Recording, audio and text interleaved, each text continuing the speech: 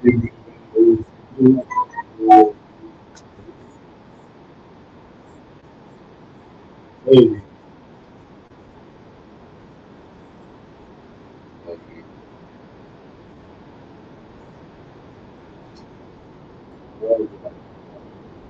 Sarah. How you doing? We decided to do an unplanned, planned pop-up live. There you go. Can you hear us okay?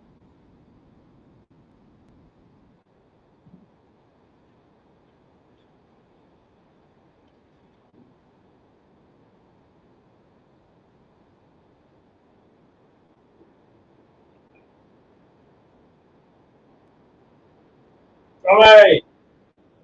Hey, mate. How you doing? Can you guys hear us okay?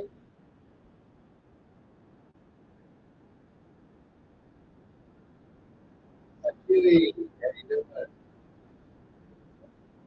Playing video. Good on you, lad. Yeah, had a good Christmas here. All right.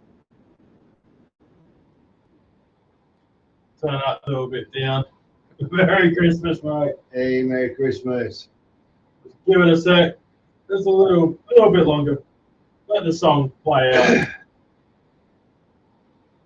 You sound too far away. Okay. Ooh. We could try and speak up. Can you hear us now? See if I can hold on the volume. It's been a while. Shit. Did I make you wanker?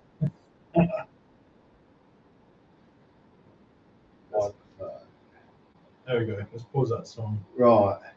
How's that? Is that any better? We've just sort of cranked up the microphone a bit there. Yeah. We just set ourselves up here, guys. Hang on a sec. Right. There we go. There we go. So, how is everybody? G'day! Merry Christmas from down south here to all you guys scattered everywhere. Wherever you might be. It's been bloody beautiful today. It's been an awesome day. Absolutely spot on. It actually got hot. We actually had a proper summer's day down here. Yeah, yeah. It is Boxing Day, I know that. It's probably not even Christmas Day and elsewhere anyway. Doesn't matter. Christmas spirit. Just drink, all right? Be merry. Jeez. That's it. Doesn't matter. It's just that festive holiday season, all right? Anyway, as I was saying, 35 degrees roughly today. Bloody beautiful. We headed out on the bike. I headed out and he decided to do a bit later. But bloody hell, that was good. This morning, about 7:30 in the morning. Beautiful. Coastline. And it was looking much like this here. Yeah, it was fantastic. Let me jump this on mine so I can see what's going on. What's that? Oh, you're on that anyway. You comment and all this anyway. Yeah. You do that. Need a pool. Oh, maybe some shade over the pool as well, I reckon. Yeah. So you guys had a good Christmas, I trust. Chuck it up. How was your Chrissy? Did you get anything good? Have some fun? Get drunk? I actually did not get. I didn't even drink on Christmas Day. Didn't you really? That was very un-Australian. I must admit, I'm a bit disappointed. I had a couple of drinks. I didn't go too berserk. I did have on Friday, 2 days before Chrissy, we had the Christmas break up and got into it then. So as you do at the Christmas breakup. So I think that kind of makes up for it. Yeah. And now tonight, it was okay. I had 24. Wow. Beers. Yeah. Yeah, but your 24 beers is like 6 regular beers. Shit. Drove home 3.5 hours. Wow. Oh, yeah. Start again. Does that even stop me? Do you stop drinking? You start on bloody New Year's Eve and you don't quit till bloody New Year's Day when you're just absolutely finally wrecked. And then you still have a couple more. Unless you got to go back to work like some of us.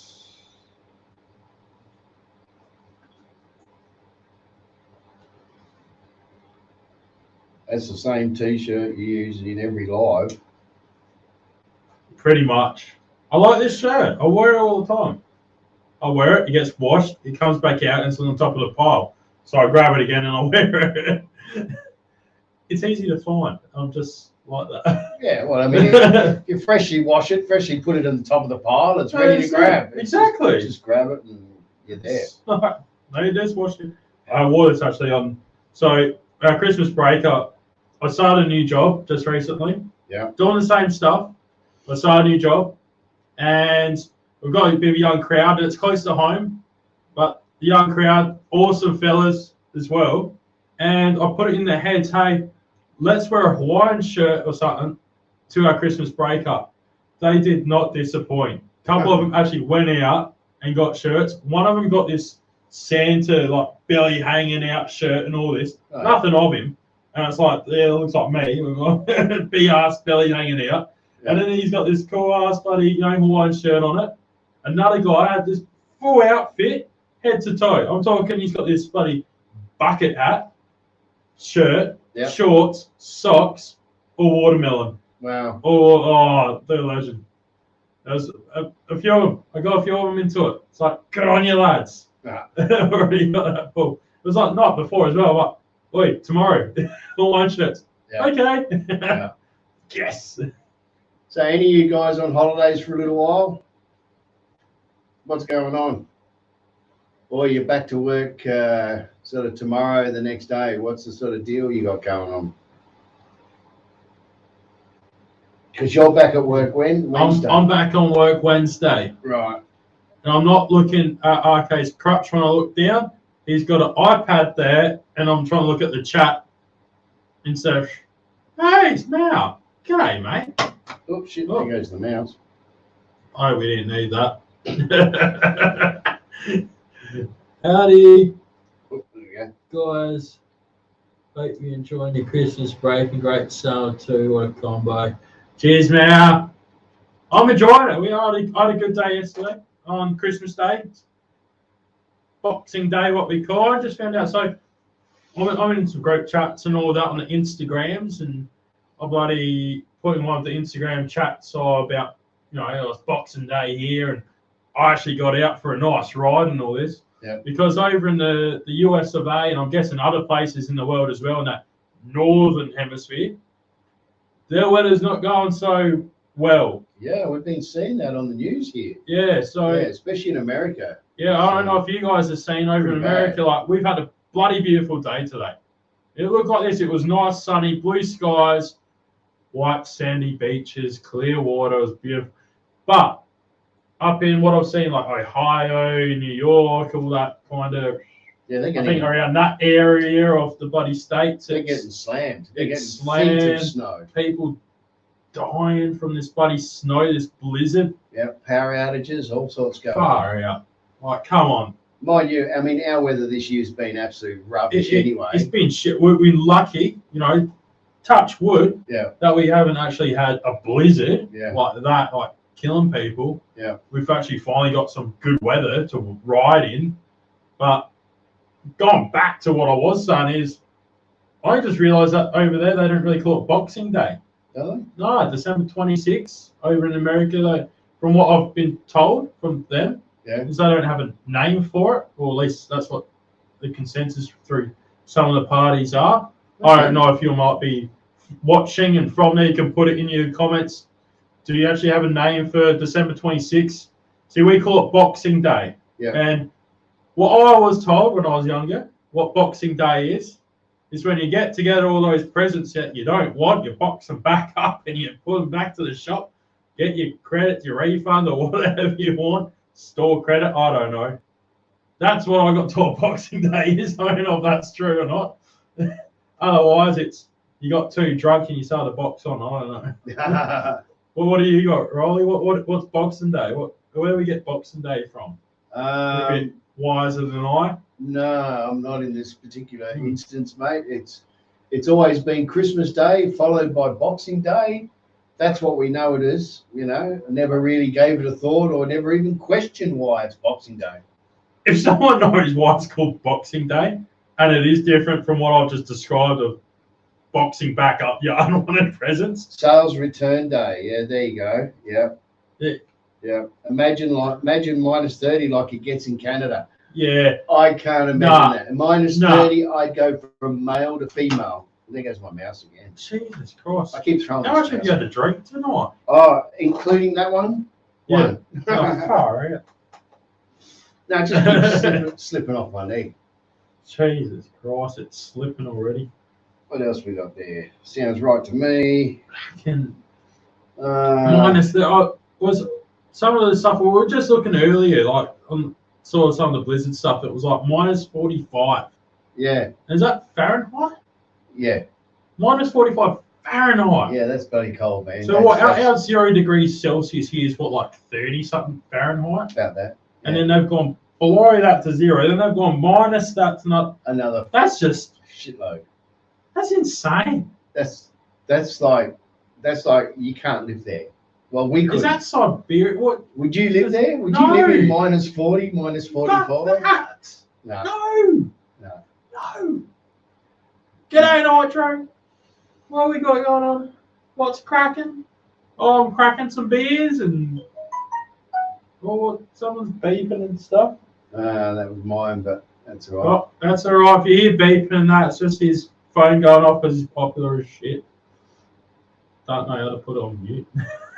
So, what, my phone? Probably not. What do I watch? It was on what? Rich base, get the poor. Bloody bad times if you got them temps. I'd bloody move somewhere else. I'd move somewhere else too, man. Shit. Yeah, that's way too cold for me.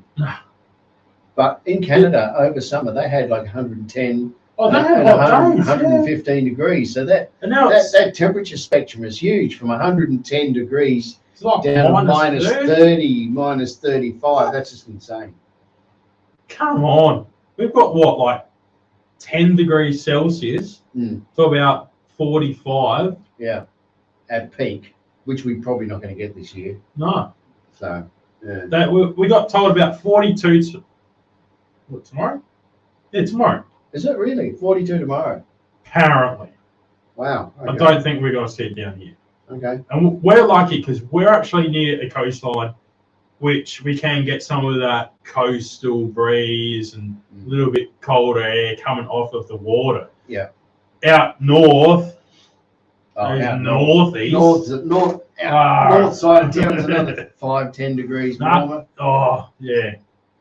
Gets hot. Down in the flats. Bloody hot. Bloody hot, yeah. Yeah.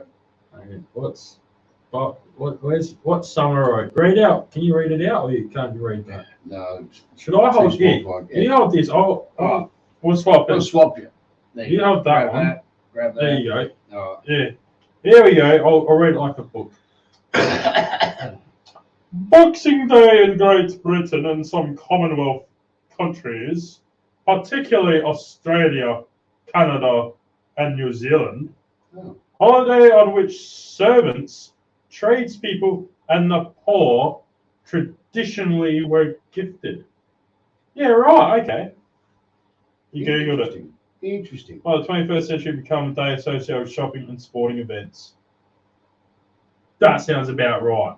I never questioned it. It's always just been Boxing Day. But the Americans don't have it. No. They just have Christmas Day and that's it. They got that. Like, they got the same stuff. Yeah. But it's not called Boxing Day. Okay. From what I've been told, okay? So you guys go out for rides on Christmas days. Then how good is that? It is beautiful. So growing up in Australia, I grew up like one street back from the beach, like the coastline. So your summer, no, your Christmas presents in summer were like your surfboards, bodyboards, shorts, snorkels, you know, like whatever. Yeah, so that's kind of some of the kind of stuff you used to get, like bicycles, skateboards, all that kind of stuff. That's the kind of stuff you get in Australia growing up on Christmas Day, and you go down to the beach and go test them out. Absolutely. And I was lucky. I was bloody lucky. No, the roads aren't so quiet. So Christmas Day, it's not too bad. Once people get to their destination, whatever where they're going, they're not too bad, really. Boxing Day, they get busy. There's like majority of people off, or some of them are working still with a massive sales. So people are rushing out to the shops to get the sales. Now I saw a clip. We've got a place in Adelaide called Harbour Town. It's like done up as like a factory discount outlet kind of stuff, but it's not anymore. No, when it first began, like years ago, but not anymore. So that place was absolutely packed. There was footage of the lineup. Now the road going to there is 80 kilometres an hour. Yeah. It's about 45 mile an hour or something like that. And it's parallel to the airport. So you've got the airport behind it. You can see the planes and that take off from this joint. Anyway, we're talking like a kilometre long lineup I saw in a stretch that's 80 kilometres an hour road for people trying to get in. It was that packed for people trying to get. No. I went to the shops today and bloody hell, packed. One of them, the local one, wasn't so bad. Coles wasn't open though, was it? No, it's a normal supermarket, grocer. Yeah. Like our Coles and Woolworths, they're not open. Right. Smaller ones are, which get bloody busy. So I've got my local IGA, Independent Grocers Australia. Yeah. And yeah, they were actually quite bloody busy. But yeah, apart from that, people just go on out and enjoy themselves, and they might have got new toys or stuff for their toys, like their bikes and cars, skateboards, whatever it might be. So they're going out to use them. They've done the family thing. Now they're going out for themselves to use them. So it's bloody busy over here. So I was out at 7:30 in the morning, and the beaches were already getting packed. By 8 a.m., those beaches were getting like that packed. Now they've even started charging the last few years, bastards, to drive on the beach. So if you see my little intro, you'd see I'm riding along the beach. To do that now, they'll charge me $8. Yeah, $8 for friggin' 2 wheels. Come on. Oh, what?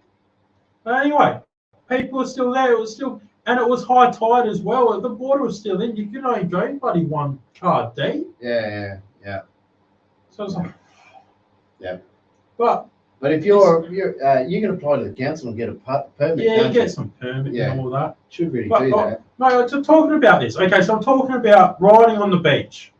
Okay, coming up in 2023, we've got some events coming up. It is bloody robbery. Yeah, that's right now. So coming up in 2023, there is the legendary Sellex Beach Races. So this is like I keep getting you stuffed up. It's like 1962 or 1964 and back and earlier motorcycles. So we're talking about your old Harleys, Indians, your Brit bikes from back then. BSA, Matchless, anything of that era. I don't charge that much. Come on, have you seen me? $8? Nah, $6.99, people. $6.99. Better than the council rates.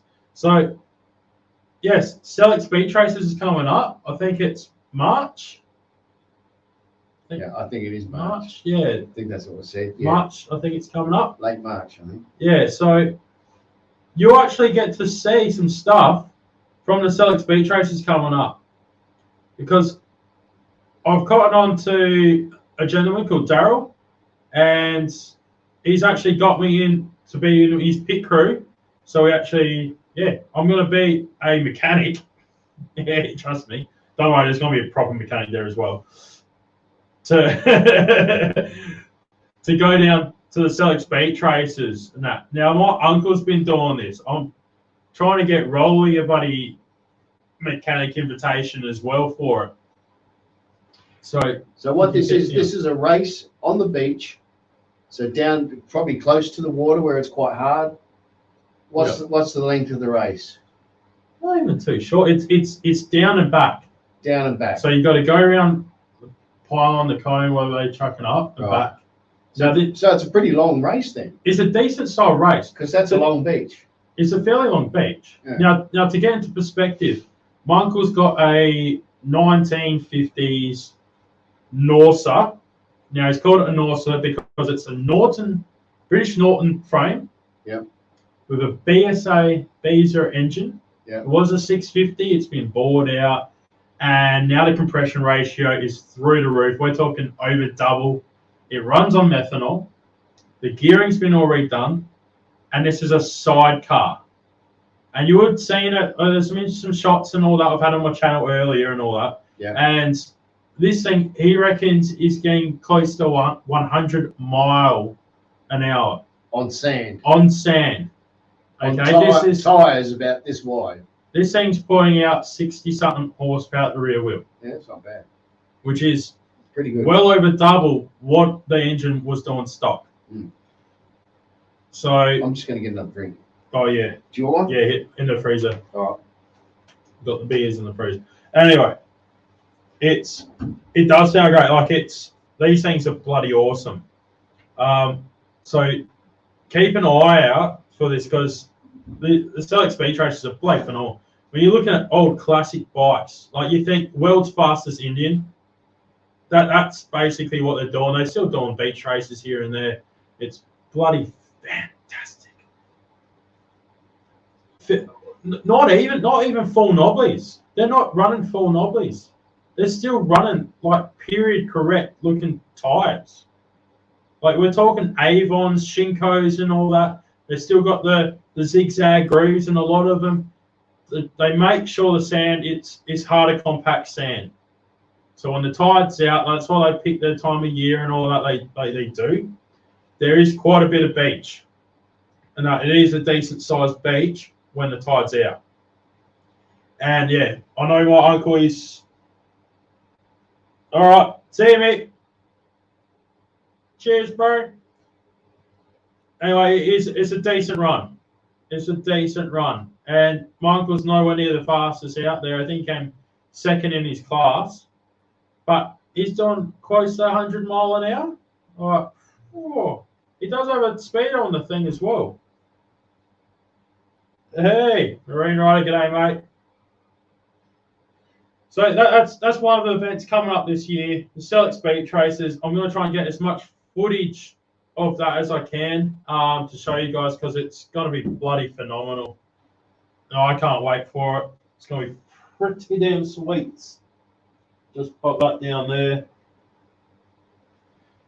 We do have plenty of other events coming up as well. Before the Celtic Speed Trace as well is, I know he's actually putting this on, and I did it this year, was the Lobethal Show and Shine. So out at Lobe. Now, Lobe, if you come to South Australia, you got to go for a ride to Lobethal. It is one of the biking meccas. It's automobile mecca. To put in perspective, they used to have a Grand Prix race. We're talking 1930s. Now, this was like the fastest track in the world because of how long the straight and all that was on it. Remarkable. If you haven't seen, if you look up Lobethal, Lobethal, I'll try and, hold on, let me see if I can put this in the comments because you guys have got to look this up. I should put the link. I did this. Oh, where's my bloody? Here we go. Technical difficulties. All right.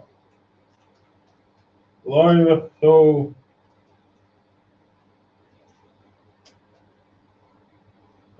Is that right?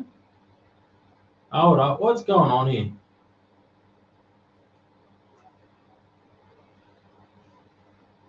Oh, I think it's right anyway. Lobethal.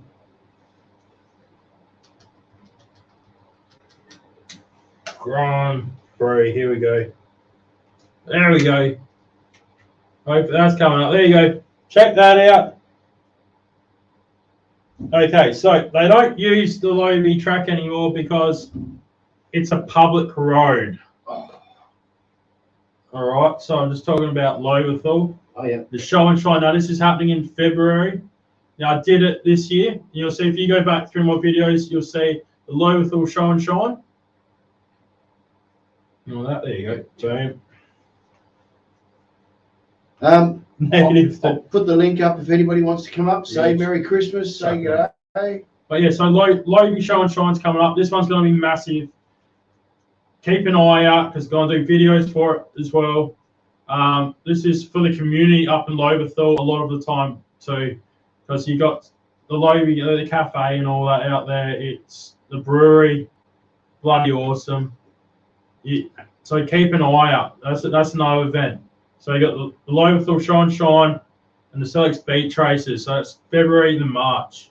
So early this year, all right? And Marine Ride, we were just discussing the weather, mate. You missed it. So yeah, it's like a sunny 35 degrees Celsius here today. Hotter tomorrow, apparently. Beautiful weather. We actually got out on our motorbikes and went for a nice ride this morning. Yeah. As you see this behind, that's what it looked like. That's what we got. That's what it looked like. Yeah. Yeah. So you can have your snow, you can have all your wind and everything else. Your minuses. Yeah. Because we've had it crap. Only positives here. We've had it crap for so long here. It's just amazing that for Christmas Day we got a nice day and today's been a beautiful day. Bolt messaged me early this morning and said he's down by the water. I'd only just woken up and said, I've got to have a cup of coffee and get the fog out of my brain and I'll be down. So we met up down there and had a quick good day and beautiful. Just one of those one of those days where you know it's going to be hot, but if you get out early in the morning and it's nice and cool, just absolutely fantastic. That's what you got to do. Get out nice and early. Get out of the way. It's not too bad. Not as many people. Time before it gets bloody busy on our roads. On December 26th, it's busy. So. Yeah. Unlike everybody that's snowed into their house, they've got their heaters going and everything else.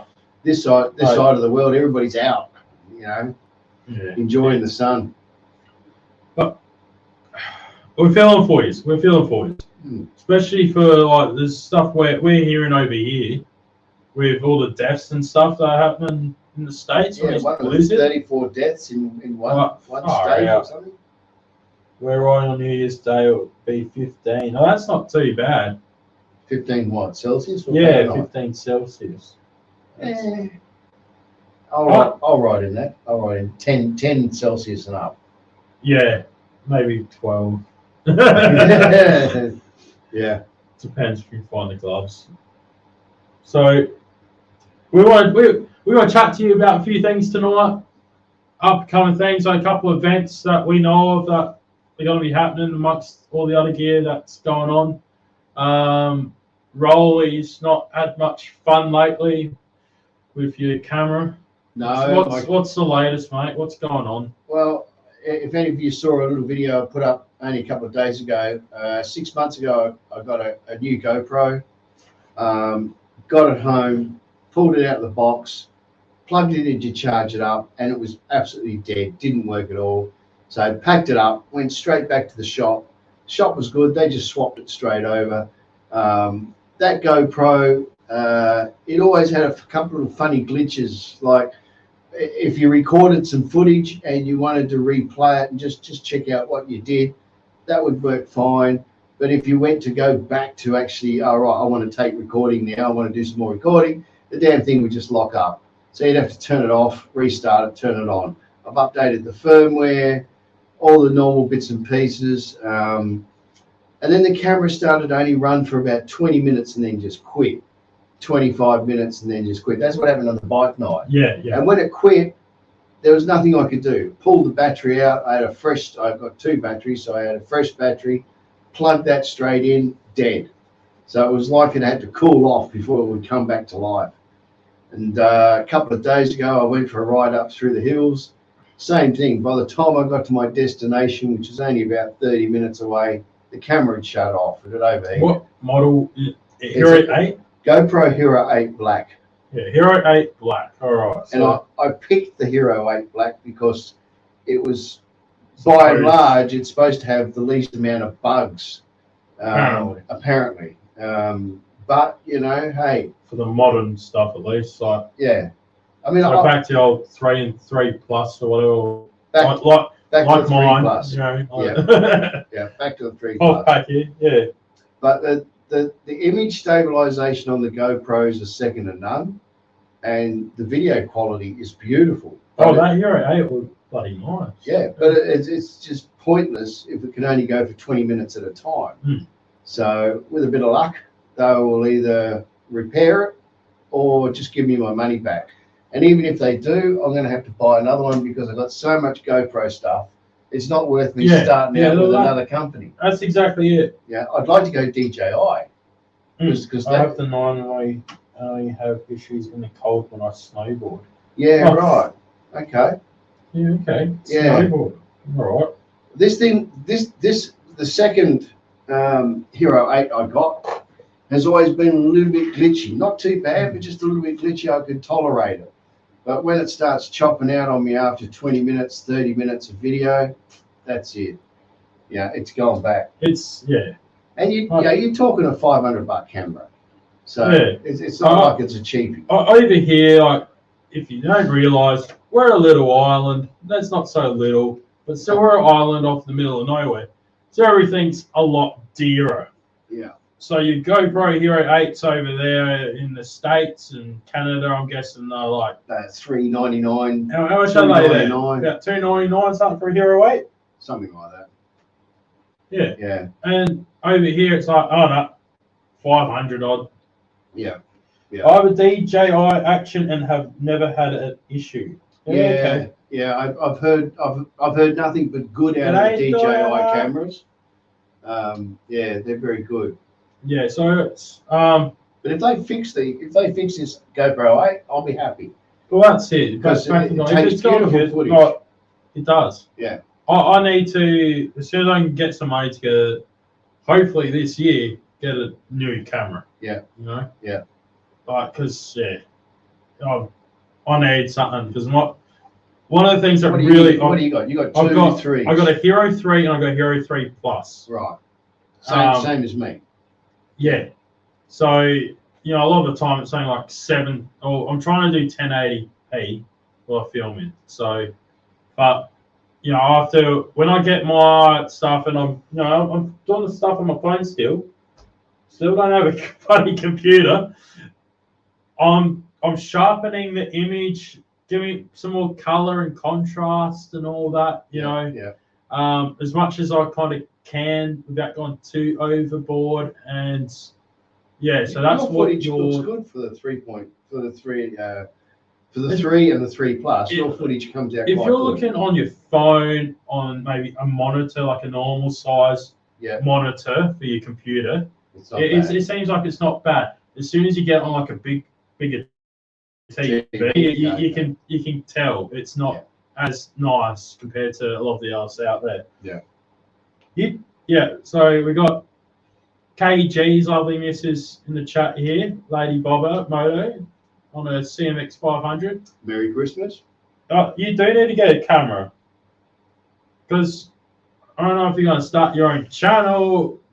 If not, at least adding that little context to Code Gday's channel would be bloody good. Like having it helps engage your audience, I feel. And that's one of the things. It's like when I try and do my stuff, I'm trying to think of, hopefully this will keep the audience engaged and keep watching and enjoy watching my videos. Hey, Big Rob. G'day, mate. Merry Christmas. Merry Christmas to all. Anyone watching? Yep. G'day. If you just jumped on, Merry Christmas. It's not Christmas anymore. We get it. We know. Mick mentioned it before, the bloody party people. He had to piss off as well. Did he? Yeah. What, he ran out of drinks or something? Yeah, probably. Had to go get another carton. Yeah. The Aussie way, we run out of carton, we'll drive down the byline and get another one. Yeah, bugger walking. Yeah. stuff like Did you see all the breathos and stuff kicking around at the cop cars this morning? that. I only passed 2 coppers. See you later, Marine Rider. You have a good one as well. I passed two coppers this morning. Yeah. Just before I passed another one, but it wasn't as bad. Right. But there was. I did see at the shopping centres there were a bit more of a presence and stuff. I think. There was a breathalyzer unit between Gulfview Road and O'Sully's. Okay. So you're trapped, and it was for anybody coming north heading south. Yeah, right. Right. So you're trapped. You had nowhere to go. You're in. They corralled 2 lanes. Jesus Christ. Corralled 2 lanes of road, highway to everybody for breathalyzer. As well as I saw quite a few cops. I was actually when I parked up next to you just before I turned off. Oh, yeah, you're saying that. Yes, there was a cop car right in front of me, and he pulled up. And he went into the car park just up on the top of that little hill. Yeah. So can we just we'll just have a moment of silence for Big Rob, who's at work at the moment and not enjoying a nice cold beer right now, like some of us. To Big Rob. Enjoy your work, mate. Can't be working too hard if you're on the bloody watching it live though. Like shit. Yeah.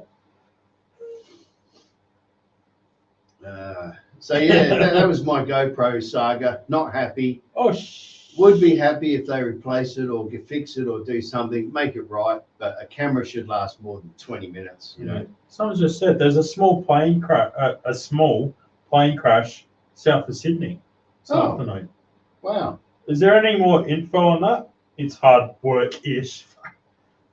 Big Rob's at the bloody. What do you do for work again, Rob?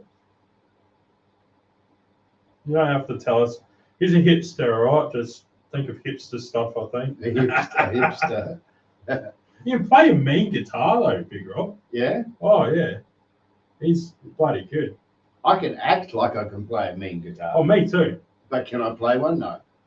I can get by into it. I can fumble around. I can fumble around. That's it. There we go. He does stuff and things. Me too, mate. Me too. Stuff and things. Good job. I think that's Kofo's in the government. Okay. Yeah. All right. CIA, all that kind of stuff. Oh. Yeah. Wow.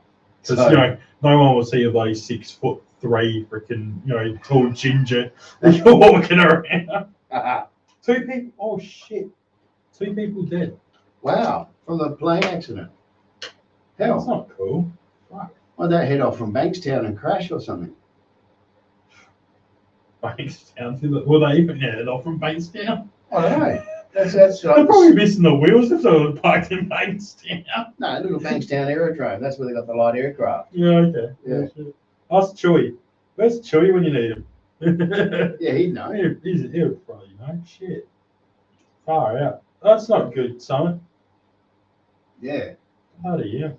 That's pretty unfortunate, actually. No. Bad timing. I haven't heard of road tolls or anything this Christmas for where we are. I don't know whether we've had heaps of people kick the bucket from bad car accidents or anything. Small plane last night from NT also went down too. Far out. Jeez. Must be something in the fuel.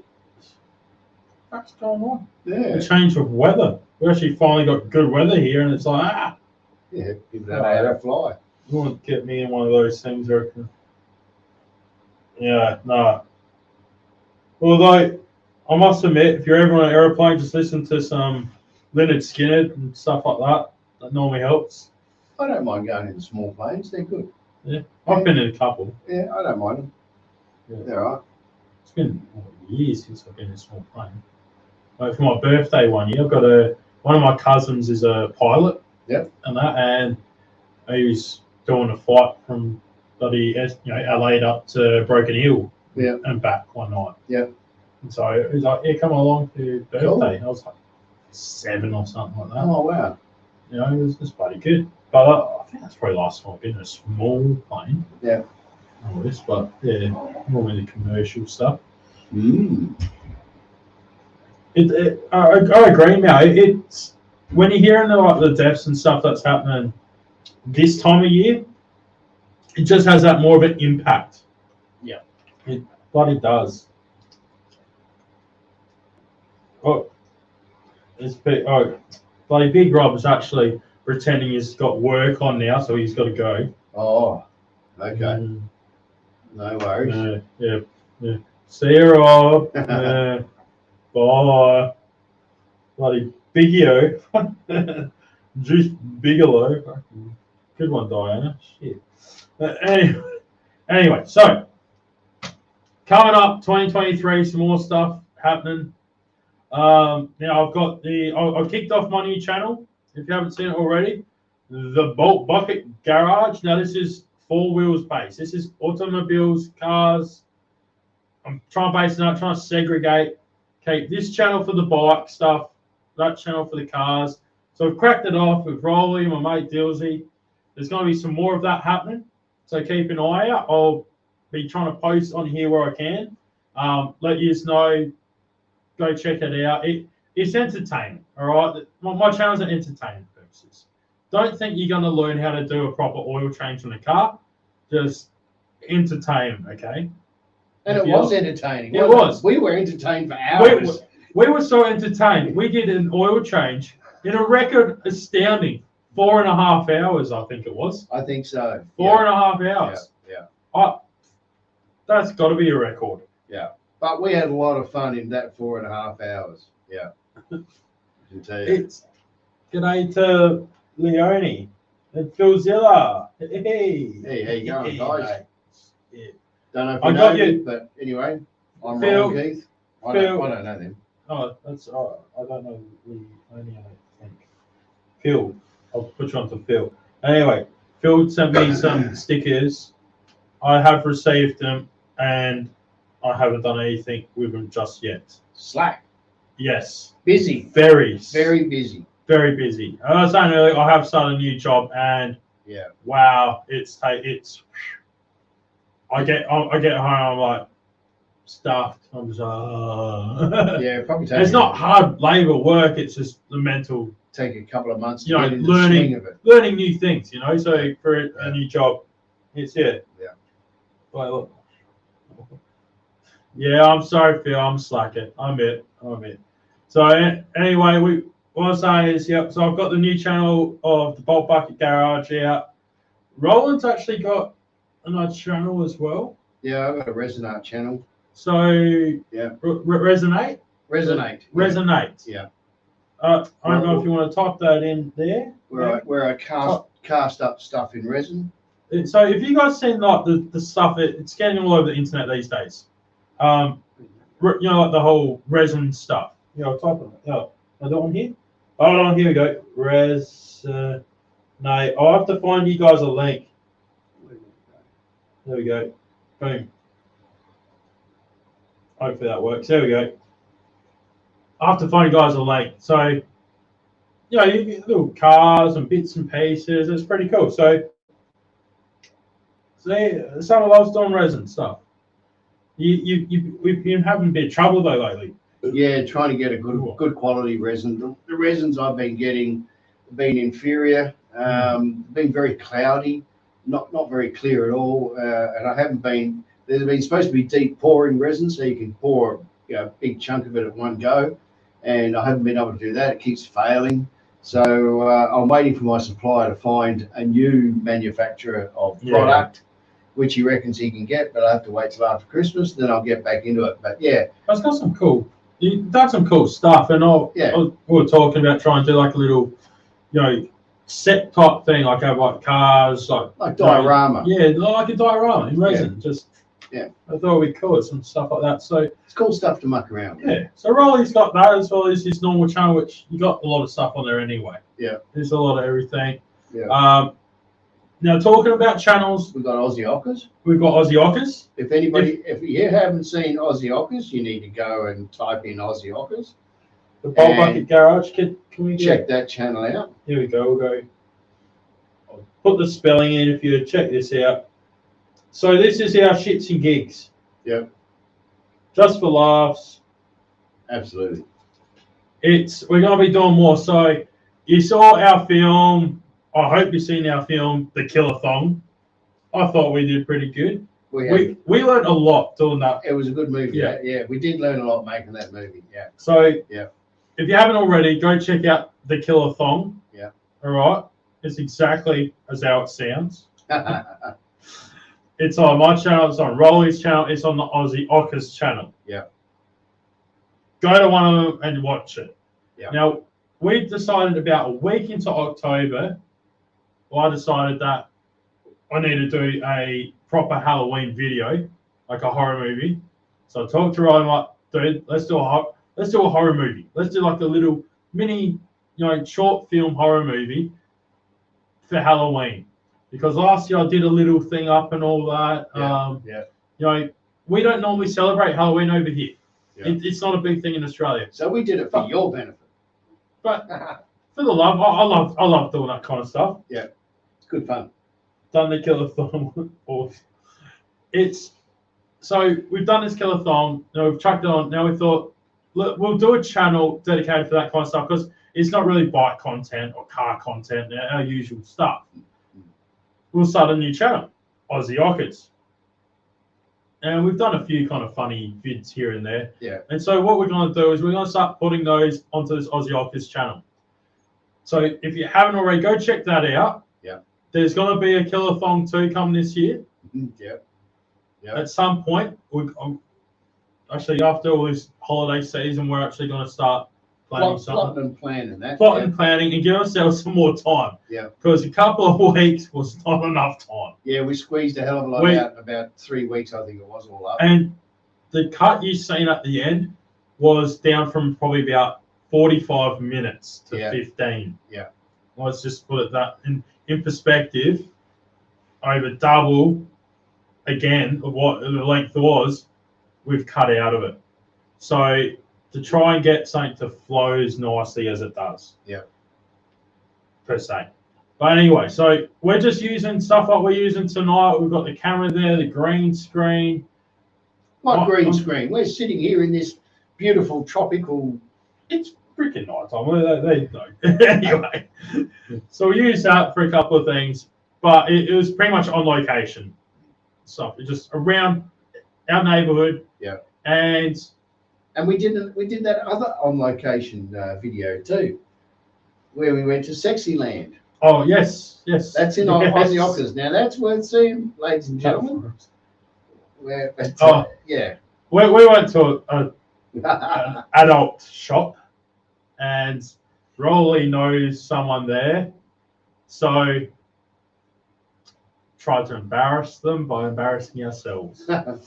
We had a lot of fun walking around there, seeing all sorts of interesting contraptions. Yeah, like I swear I saw the alien from Aliens. You did. Like and there was stuff that like vibrated jingle bells, I swear. Yeah. Like like, you got to watch it. You got to watch it. Aussie Ockers, check it out. Yeah. We go to a sex shop. You'll have a laugh. Good stuff. We'll chuck on the new stuff we're doing, like so Attack of the Killathon 2. Yeah. I feel like where I'm leaning for this is the title will be Attack of the Killathon 2, The Resurrection. Yeah. Okay. I'm thinking. Yeah. I did put that through to you like a long time ago. Yeah. And I've also got the other thong with grass all over it, which could come up to something. Yes. Yeah. We've got some interesting thongs. There's going to be some more players in this one. We'll put it that way. Yeah. And if you want to be a part of it, like Hatsui was, Bike Hub Japan, TJ. Yeah. We got them to do up some clips for us and that, and we put them into it. So we thank you guys. We really appreciate it. That worked really well. We should do it again. Yeah. So get in now. You're watching this. If you want to be a part of the next Attack of the Killathon, you can't keep a good thong down. No, you can't. You can't. I like that, Mel. That was a good one. Yeah. Let us know. Hit us up if you want to be part of it. We'll put something out there when we've got something together. We know what we're doing and what we're after. Yeah.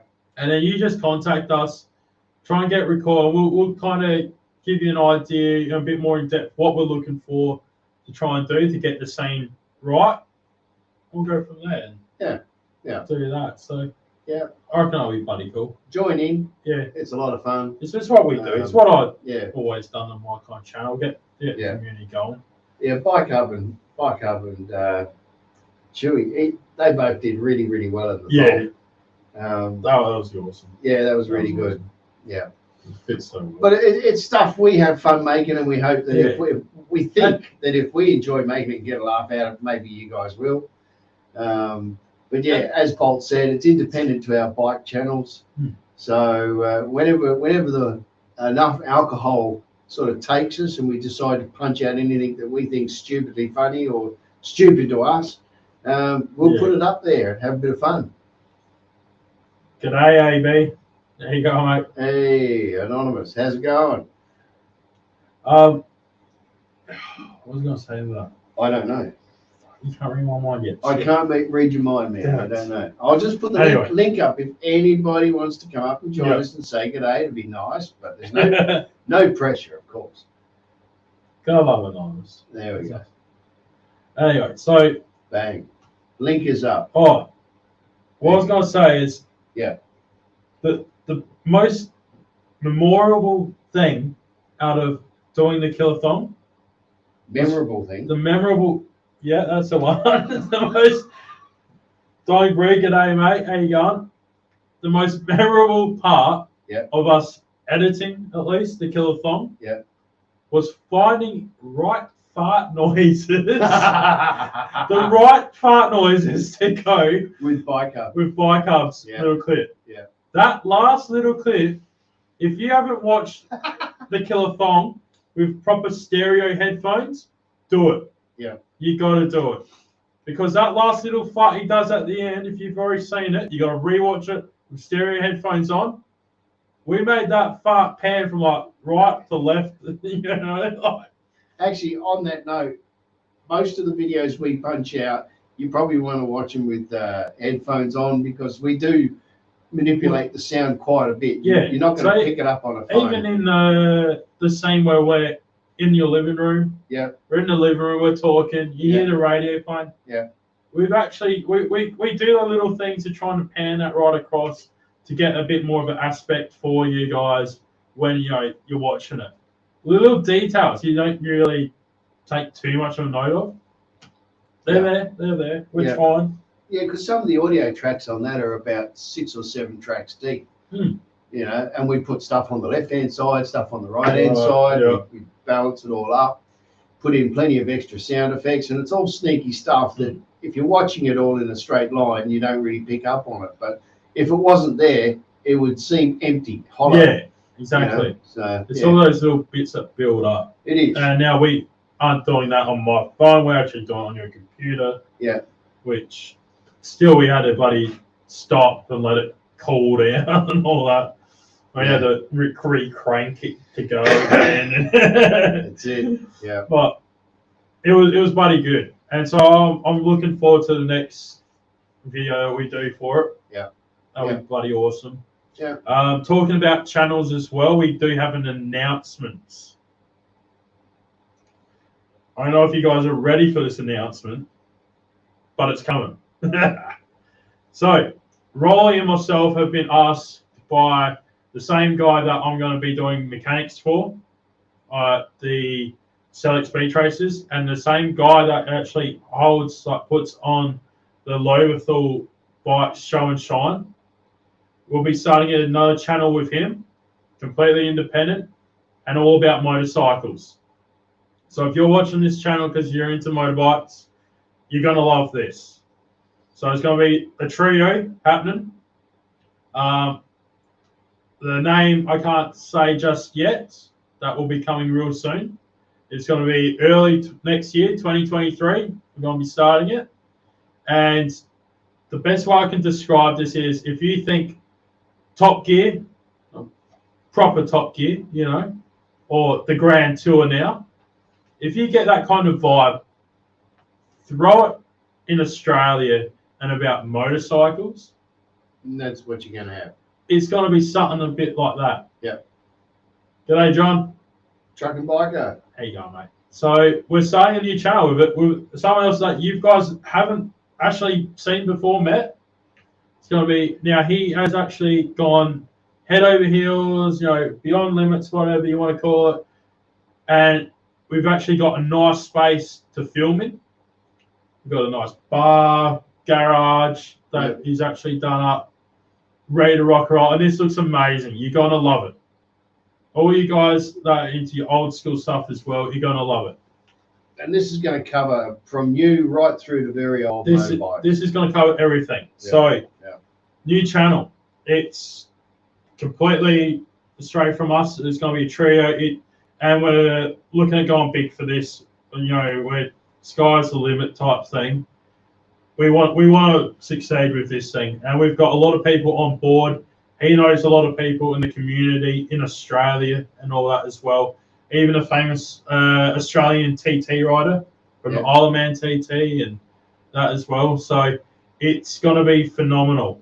Now, to get a bit of an idea, we're going to actually be inviting people each episode to come to the garage that he's got set up. We're going to have a bit of a chat to them. Studio/garage. Studio, yeah. We're going to chat to them. We're going to talk about bikes. We'll have some brews, talk about bikes, what they have, what got them started, that kind of thing. But then we're also going to be out in the community. We're going to be at the bike nights, the show and shines, the races, and we're actually going to go review some bikes as well. So you'll get to see myself and Rolly and this other gentleman reviewing motorcycles. There might be some older ones, some newer ones. And hopefully, if you've, partake and subscribe to the channel, have your say and go, hey, can you get your hands on this particular motorcycle within reason, let's be honest, and give us your review on it. I think that would be phenomenal. Then you're not just getting one person's review. You know, you're getting one person's perspective. Three completely different people's review on a one particular motorcycle. Yeah. And I think that's what's going to help as well. What's that? Do you guys call drugstores, chemist stores? It's chemist. Yes, chemist. Chemist. Yeah. It depends what we're talking about in the way of drugs. Because sometimes I call my mate. I mean, it's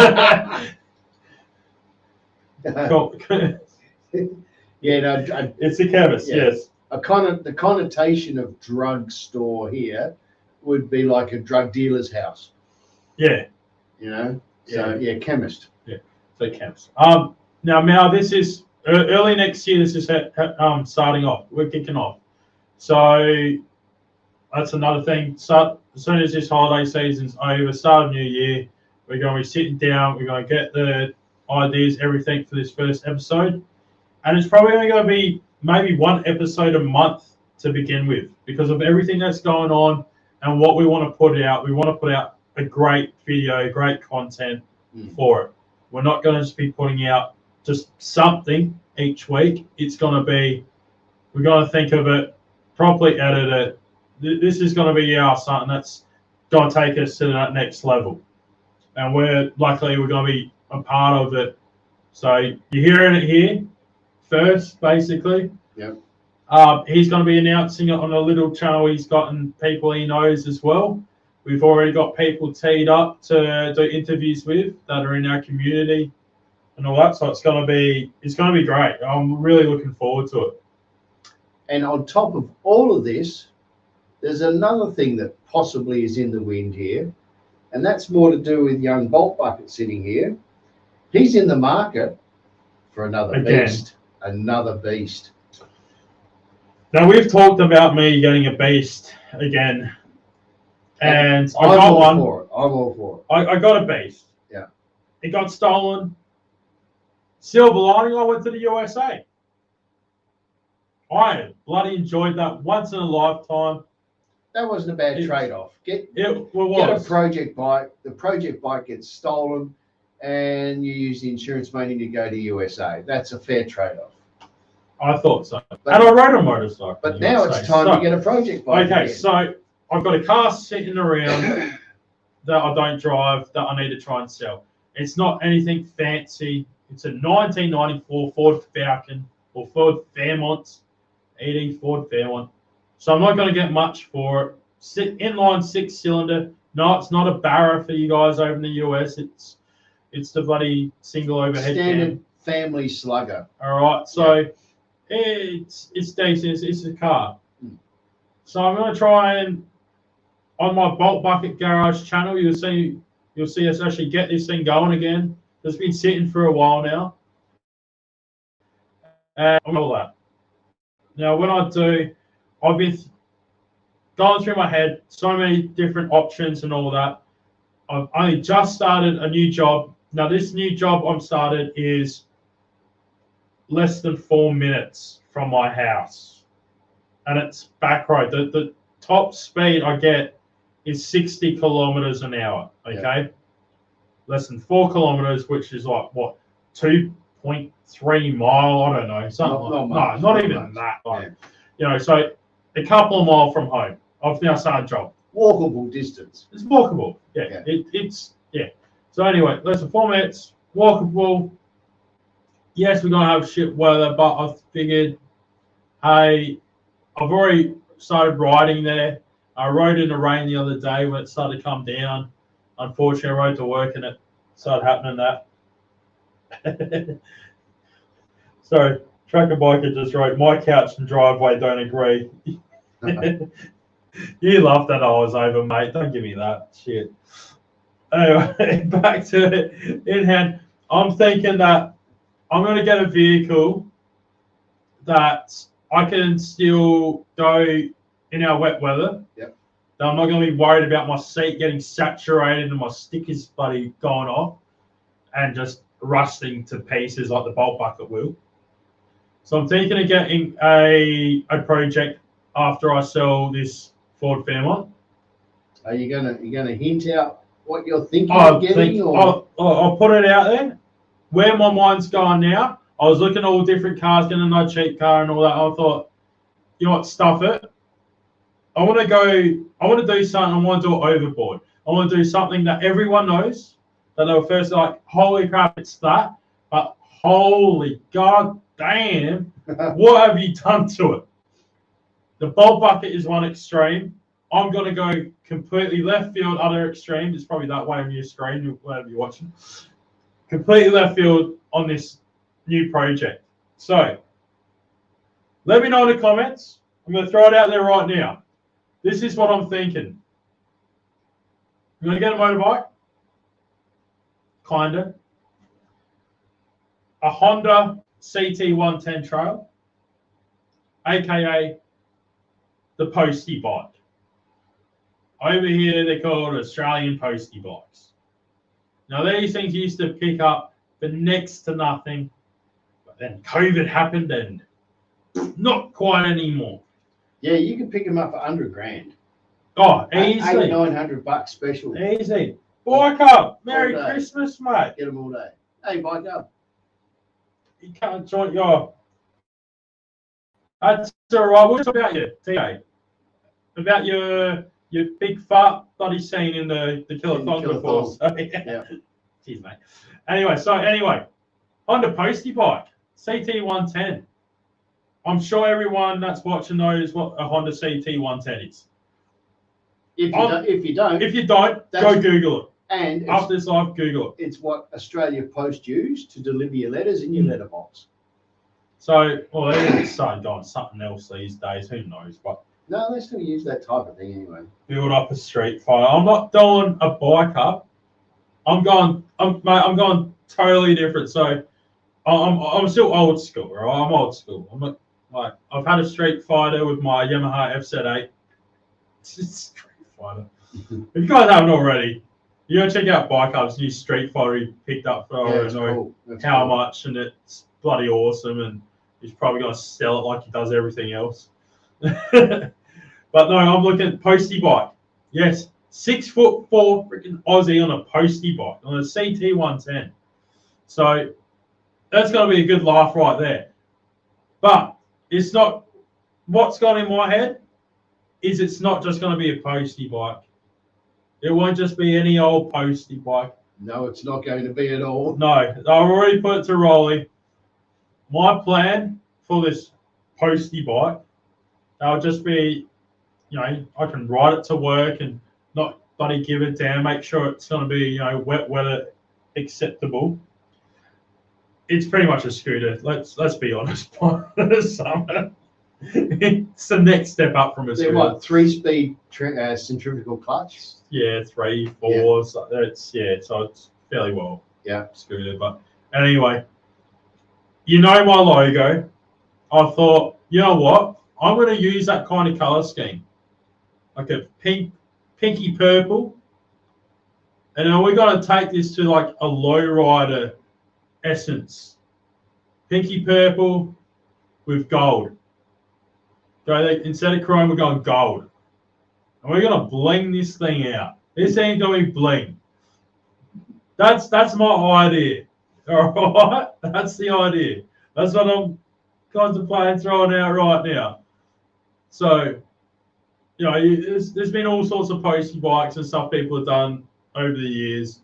But I thought, you know what? Everyone knows a postie.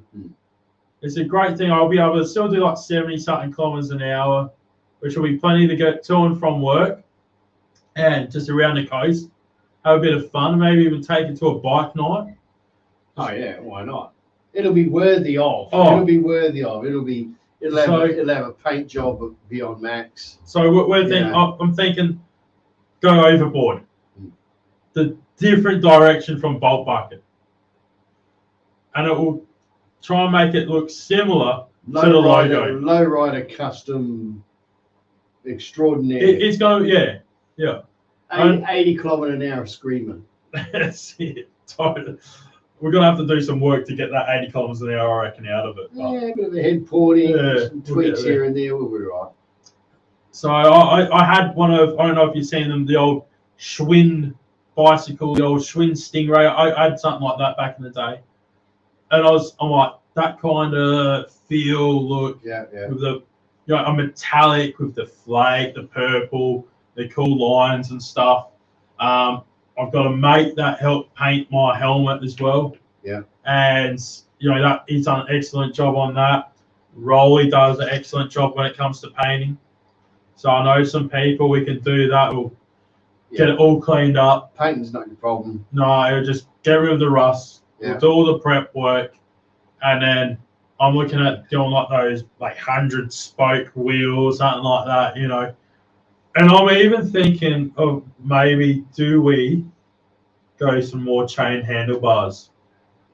Look, gold-plated chain handlebars. What do you guys reckon? I can't see why not. I reckon chain handlebars. We got to keep with the thing. But you want to extend the forks. Well, we'll see. We'll see. Yeah.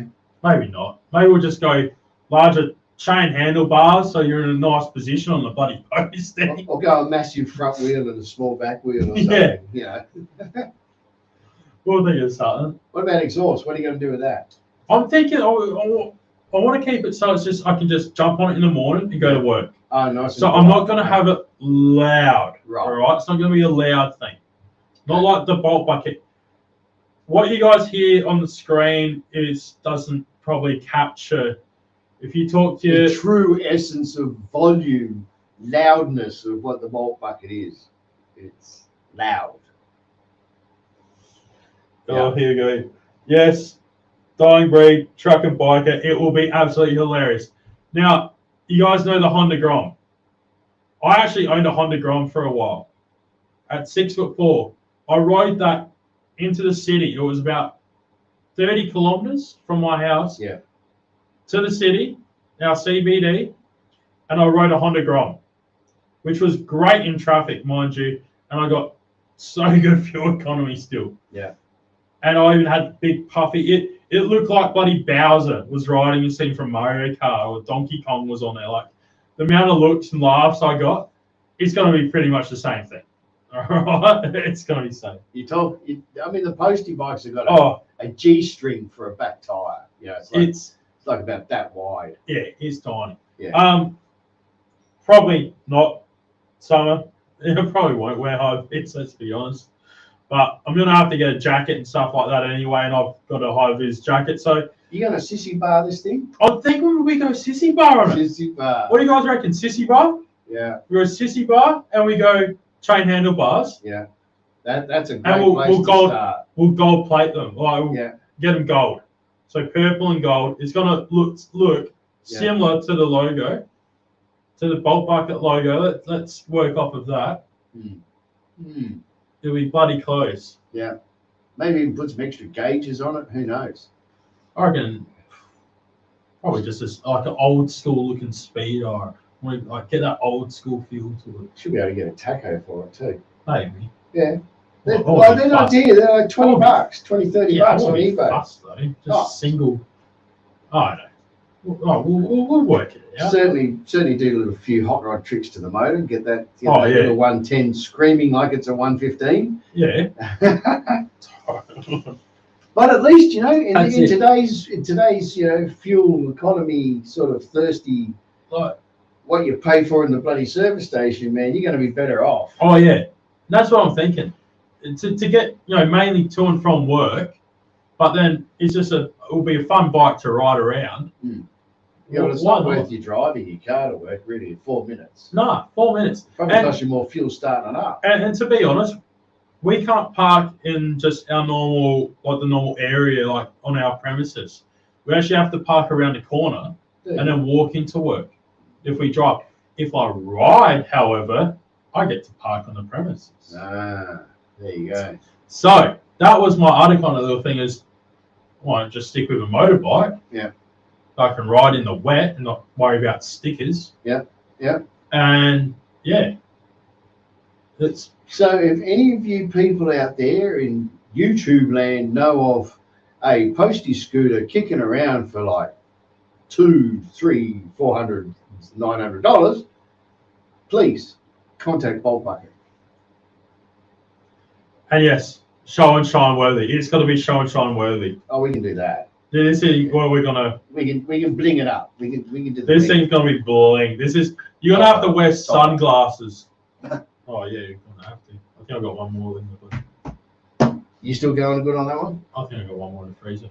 I've taken it out and put it back in the fridge. All right. Oh. Get a cold one. You want one? Yeah. Yeah. All All right. He's going for another drinks break because that's what we do. Hold up. What's going on here?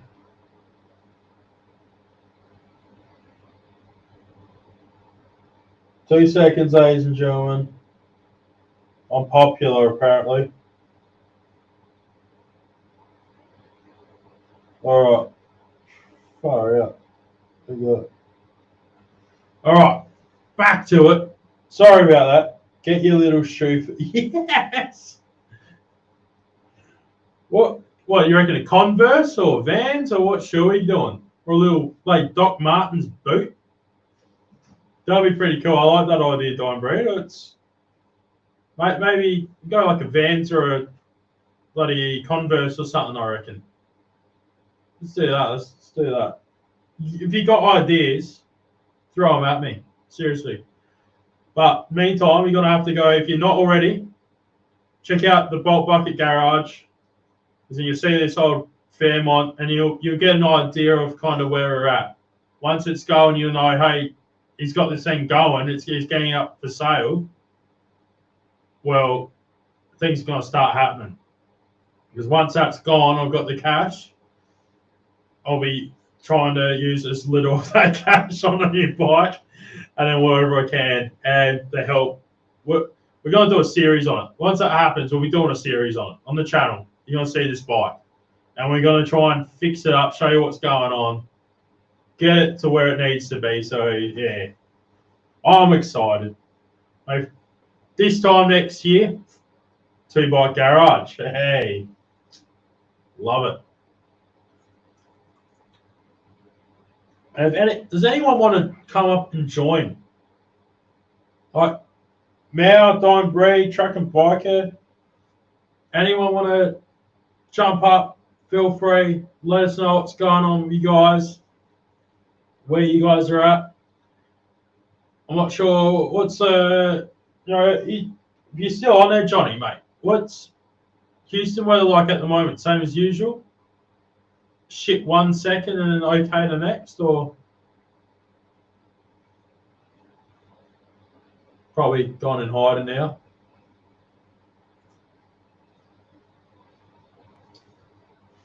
I didn't think it was going to last an hour, to be honest.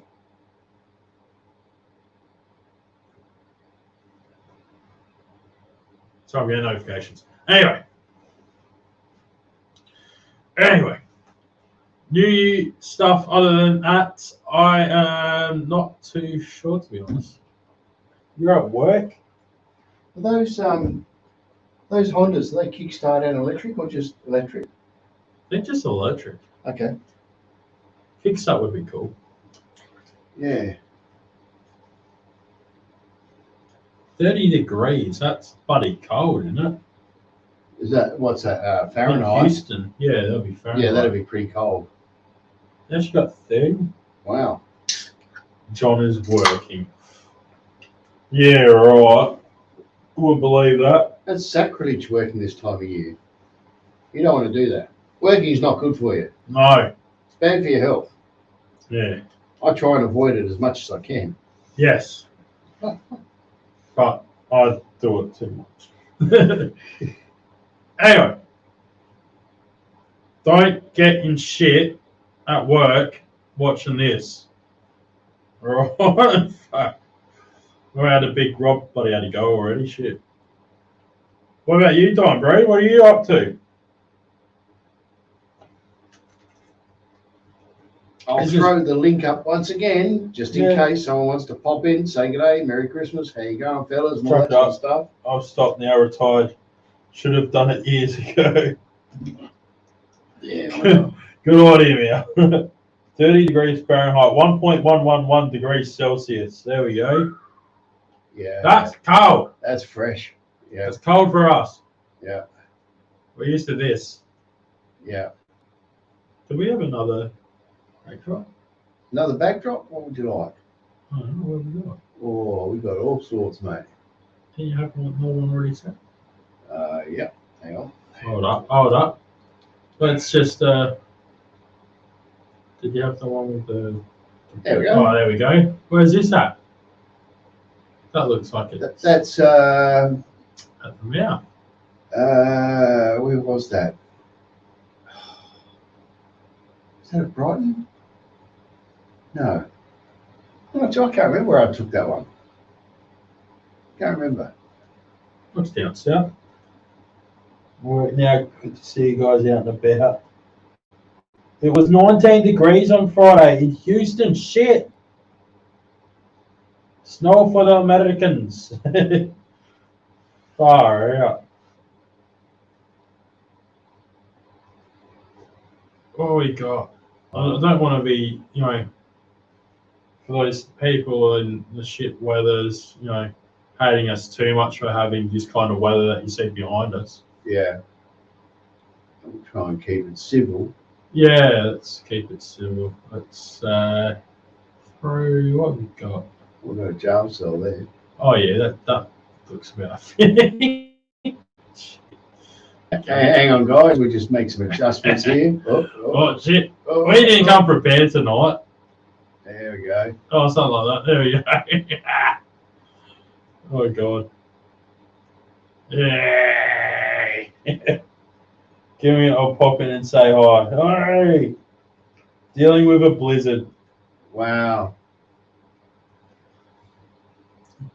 Diana, is there any chance your buddy KG wants to jump up and show the world of 8 people at the moment? I think people could be watching this afterwards. Yeah. What it's actually like where you are. You don't even have to go on like camera yourself, just to show around what it's bloody like. Oh, we're missing the bloody thing there. Oh, it's come down. Yeah. Yeah. Hold up. Hang on. We need Stretch here to do it. 2 secs. Someone's got to be tall enough. We're currently facing technical difficulties.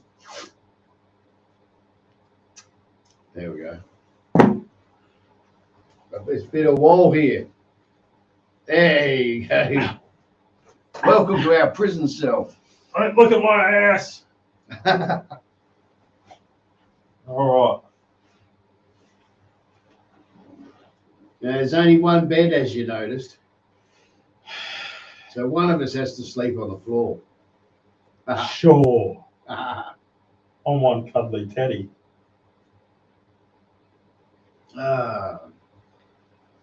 He did a short video of it. What's that, of the weather? He did. KG did. But where did? There it is. I've got beer bottles everywhere here, fellas. Yeah, Gday did a little bit of video of it. It was funny. That's where I first saw it. Okay. It's easy here on the East Coast. 750. That's not too bad. Actually, John, technically, we live in a prison. I don't know if I call it a prison, but now, if you lived out north, it'd be a prison. I'll put it this way: don't leave your motorcycle at your mother's place, because then you might end up going to America. All right, we got someone in there. There you go, Meryl. Hey. Happy Christmas and New Year. And to you. It's crap out there at the minute. What are you talking crap? Minus 30, I think. Minus 30. Rain. Oh, yeah. Let's see what the temperature is.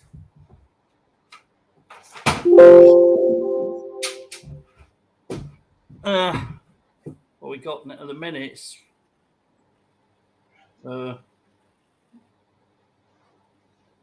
4 degrees. Oh, yeah. Wow. 4 degrees and rain. Fahrenheit or Celsius? Celsius. Yeah. Not good. We can't get that. Yeah. No. Yeah. Not. So what have you been how you been keeping busy in this short weather? I'm working in the house doing flooring because I got my house. The house is up for sale, and I'm just trying to make it tight it up. You know. Yeah. You're right. So that's what I'm up to at the minute. Bloody hell. Battery's off the bike. I've got the battery in here. So do you have to fully do you have to winterize your? Do you have to winterize it? Yeah. What do you do for that? Yeah. Well, can you? Because we don't experience it. I've worked in some bike shops and places that do like jet skis, and I know like they've done like fogging kits and used to spray some stuff and all that in them. But how do you winterize your motorcycle? Well, this year I got ACF 50 and just spray it over with that. Okay. And do you drain fuel? Drain the fuel or anything like that? Do you have to drain fuel? Yeah, this year I have, because of this ethanol stuff. I've emptied the tank, and I'm going to bring when the temperatures are more balanced, I'll bring the tank down indoors. You know, so it doesn't get condensation inside, basically. Yeah. Okay. But I've got a fueling problem with it anyway now because of I think it's because of this fuel. You know, it's buggered up my carburetors and seals. You know. Oh, yeah. Can you get normal unleaded fuel still where you are, or is it you got ethanol percentage? I haven't found any. It's all got that ethanol in it. It's E10 or E5, and that's it. So we're still going good over here, where it's fully marked. So we'll have E10 up to 10%, but then we've got our 91 RON, 95, 98, some places 100. And you can get 100 as well. That's our numbers, I believe they're called. I think they're still kind of, in balance with the like 87, 89, 91 kind of in the US and stuff like that. Like, I don't think you're thinking like, oh shit, massive buddy higher percentage or whatever. I think it's still on par. I think it's just what they call the numbers over here. So it's not like it's like, because what's the highest you normally got over there in Canada? In Canada, I don't know. Oh, where are you? UK. He's in the UK. Oh, buddy, Canada. What's it in the UK? What you got? Buddy? UK's what, 95 is your max? Yeah, 95. Yeah. Yeah. Where in the UK are you again? Where? I'm in the north. Up north, sort of. Not as high as Scotland, but around Leeds way. That's okay. Yeah, it's all right. My family's from more York. Oh yeah, way. York. Yeah, that's probably about an hour, maybe 2 hours from me. But okay. The land is flatter there than it is here. It's all hills. The Pennines. Yeah. More fun. Yeah. So what bike have you got? I've got a 20-year-old XJR 1200 Yamaha. Oh, yes. Oh yeah. Yeah. Still going strong? Yeah, it's only gone. It's done 40,000 kilometers. It's a French one, so it come from France in the year 2000 or something. It was imported new, I think. And I've got a project which is Honda V4 Magna 1100. Yeah, those. Yep. Nice. I had the 65 V65. That's the one. Yeah. 1100 cc. Yeah. 1984. I had. It was. Yeah. And that was a. I've got mine's an 83, but I've got an 85 engine to put in it because the 83 engine is buggered. Okay.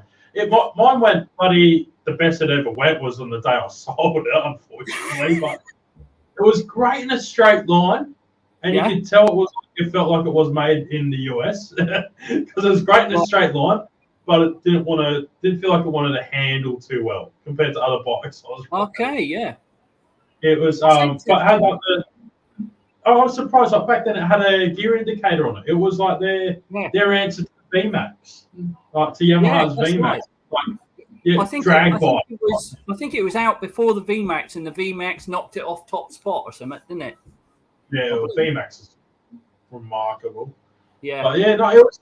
To be honest, that was a bloody good bike, and it was so smooth. It felt quick, like it was quick, and it just I was quite amazed. I was like, oh Jesus! You look at it, and you're like, oh, this has got some poke. Like this will go a lot quicker than my bike now. That's for sure. It's interesting.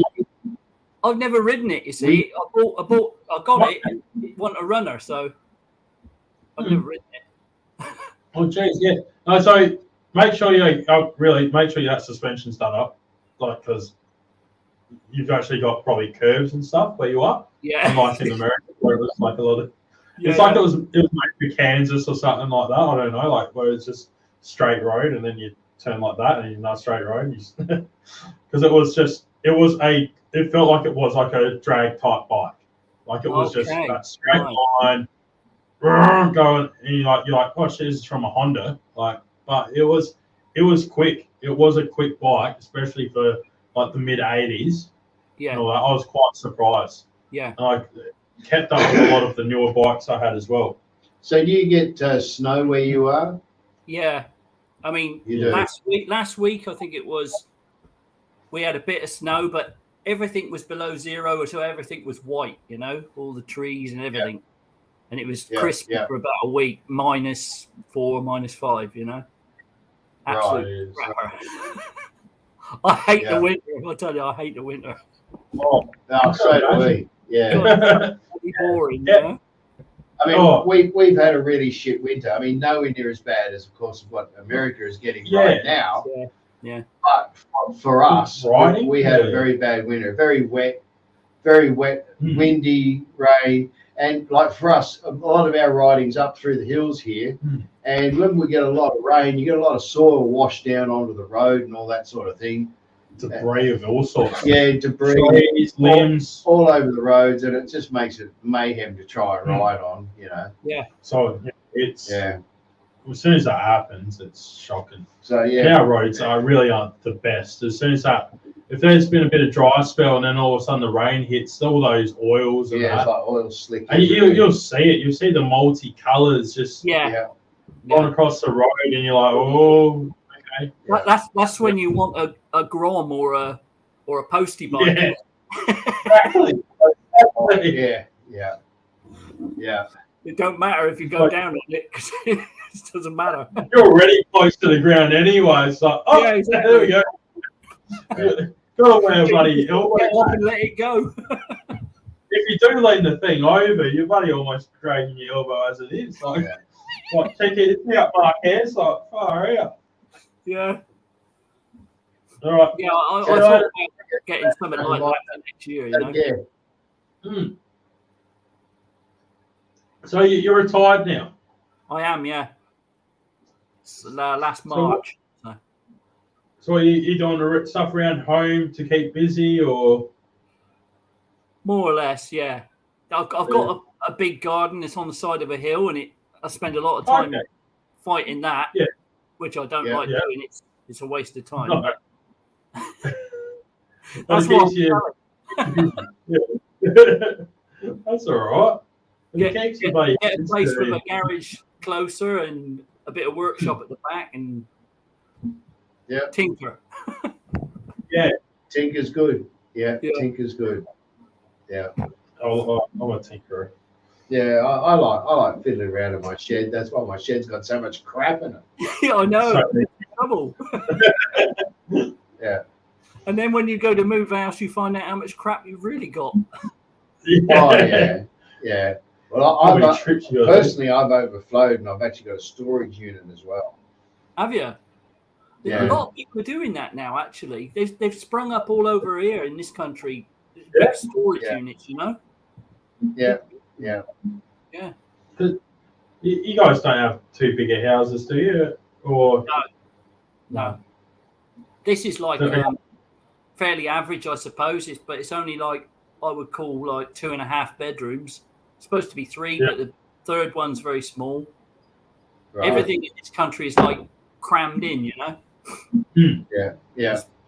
I don't know. In Australia, you've got so much room there. I should think they're. Yeah, but we do. Lately they've been pulling down the old big homes. Yeah. And in their place, putting 3 small ones in its place. You know. And it's like what we've got going on here. My next door neighbour. No. So I live in a townhouse, which is exactly that. They took our normal house, tore it down. We got 3, like pretty much identical 2-story houses. Yeah. So, you know, but I cannot hear the next door neighbours at all. They're inside and stuff. I can't actually hear them. No, which is bloody amazing. It's a new build. But you know, I'm for rent for a place like that. And all around our area, it's just going through the roof. And it's not like it's a nice area, you know, classy and all that. It's just getting ridiculous. Like trying to get a rental property under $450 a week now is getting pretty hard. It's like that here as well. It's like that here. Yeah. I put my place on the market later this year in September, actually, and that was when the market sort of went. Woo! Nobody's bloody buying now, are they? Before that, you put your price on, and people pay more to buy it. Now, no, it's finished. That's exactly the same as here. Yeah. Yeah. You're better off just holding in there for a little bit longer, aren't you? Yeah. Just like, okay, go back up. All right, let's do it. Oh, jeez, that's freaking sucks. Well, the trouble is now you've got youngsters who can't get enough money together to buy a house. Exactly. The prices have gone so far up, you can't earn enough. Yeah. No? And that's why you got stuff like OnlyFans and stuff like that. You know, I tried that. I don't think I do very well. Hey, we wonder why. Oh. Nobody wants to pay to watch it. Someone's funny. What's this? Have a good time. Find your love. Oh, love me big time. You say that bloody word once, and all of a sudden it comes to you. Jesus. Wow, there you go. Oh, Well, there's an offer, isn't it? yeah. Raging to the choir, eh? I'm already excited. There you go. I'm surprised that didn't come up when we talked about Sexyland before. I know. Hang on, let's have a look here. Let's go there. There we go. Rollies is gone. Oh, I just disappeared. Oh, cool. Yeah. Bloody hell. Hang on. All right, don't be on that. I don't know. He just deleted it. I just got rid of it. I was going to start looking it up on his iPad. Probably best not to investigate. Thanks a lot.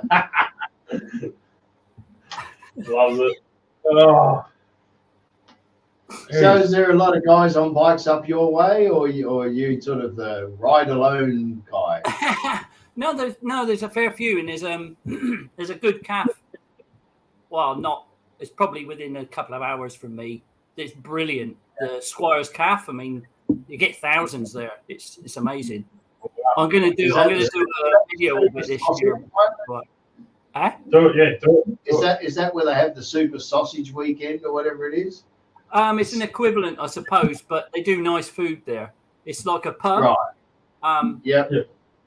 But it's catered to bikers because round the side you've got like a shop for clothing and all that sort of stuff as well.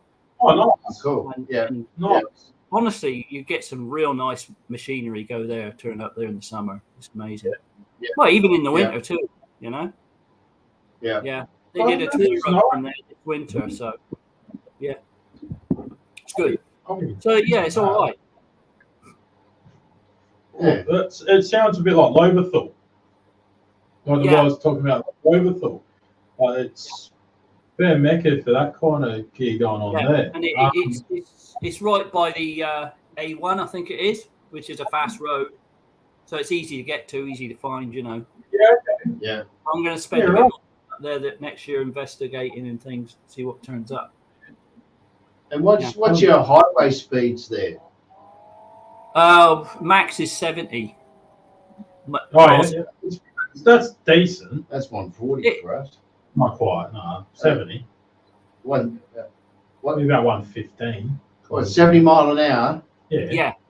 Or 62. 62 miles an hour. 110, 120 clicks, is it? Yeah. I don't know. Oh, yeah, probably. Yeah. Yeah. Yeah.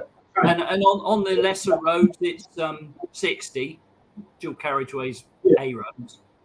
But honestly, all the minor roads now, they're dropping the speed limits gradually on all of them. You know. Yeah. So what's pretty standard now? Like 25 or something? 20? Anywhere in built up is 20.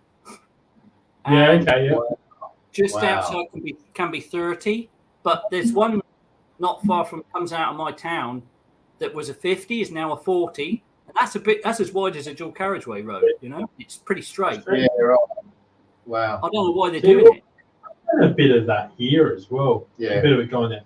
So like our normal suburbia is 50 kilometres an hour. Yeah. And all that, and then the normal kind of roads with the lights of 60, and then you got some places will go up to 70, but then there's you got to go onto a fair decent, like you said, dual carriageway. Like for like 80 kilometers an hour. And it's not to get on more expressways and stuff, which is 100. I was so blown out my mind when I went to America, and it was like we were just starting off in like San Diego, and we're just in like the neighborhood in San Diego, Ricky Bobber, and we went through a couple of streets, and the next minute we're on this bloody highway doing 90 mile an hour. I was just like, wait, what? Like we're just and it was, and everywhere you go, and it was just like, doesn't take much, and all of a sudden you're on this bloody, you're doing 60 mile per hour plus at least. Yeah. You know, and most of the highways are decent speeds and all that over there. And I was blown away. And I'm like, I can see why touring motorcycles over there have just taken precedence. Like we've got these like massive, long straight roads, haven't they? Oh, yeah. You need to be cracking on a bit, otherwise you'd fall asleep. I was averaging anywhere between 80 to 90 mile an hour on the shitty old Honda Goldwing I had that died all over truck and bike in its bloody driveway. But no fourth gear, pissing out oil. I know, I watched that. That was quite a thing. This thing is still hitting 90 mile an hour. And I knew that because the speedo wasn't working, but I had the GPS on my phone. Yeah. So I got the proper GPS on my phone. I had the readout. Then that stopped working by the time I got the Texas anyway. But I'd already worked out the bloody speeds with the RPM and what gear. And I'm like, okay, because I'm like, just in case this goes, all right, how fast? Third gear, second gear, fifth gear. This RPM is on. Okay, yep, sweet. And it was like 4,500 RPM, which sounds stuff on a motorcycle, but is quite a bit on the GL 1200 Goldwing. What are they written at? 6 or 7? Like under 6. Oh, wow. Yeah, it was like 6 was like. Yeah. That was doing 4,500 RPM in fifth gear. You're doing 90 mile an hour, and I'll tell you what, you don't do that on there across Kansas. Kansas is bloody shocking. Yeah. G'day, Itchy Punk. How you doing? Itchy Punk's another one from over there as well. Yeah. UK. Hey, I don't know where Bike Hub went. Bike Hub, I got Bike Hub the other day. So, in the York area is a place called Sixton Castle, which is like from like back down the line from like my ancestors and all this. Yeah. And on my mum's side. So I got bloody royalty. Yeah, not so much. But that's I impressive. got Bike Hub to check it out. He's like, oh look. Is your blood blue by any chance? What's that? Not quite. I was only surprised because it was only more recently. Like, Mum did a little ancestry type thing. Yeah. And then come up, the predominant thing was Scandinavian. And I'm like, what? Wow. My auntie, like her sister, did the same thing. Come up predominantly Scandinavian. Vikings. Yes. So York, where they settled, and then what happened? I did some digging myself as well. On my dad's side, like for his like last name is actually a Norse word as well for everybody, from back in the day.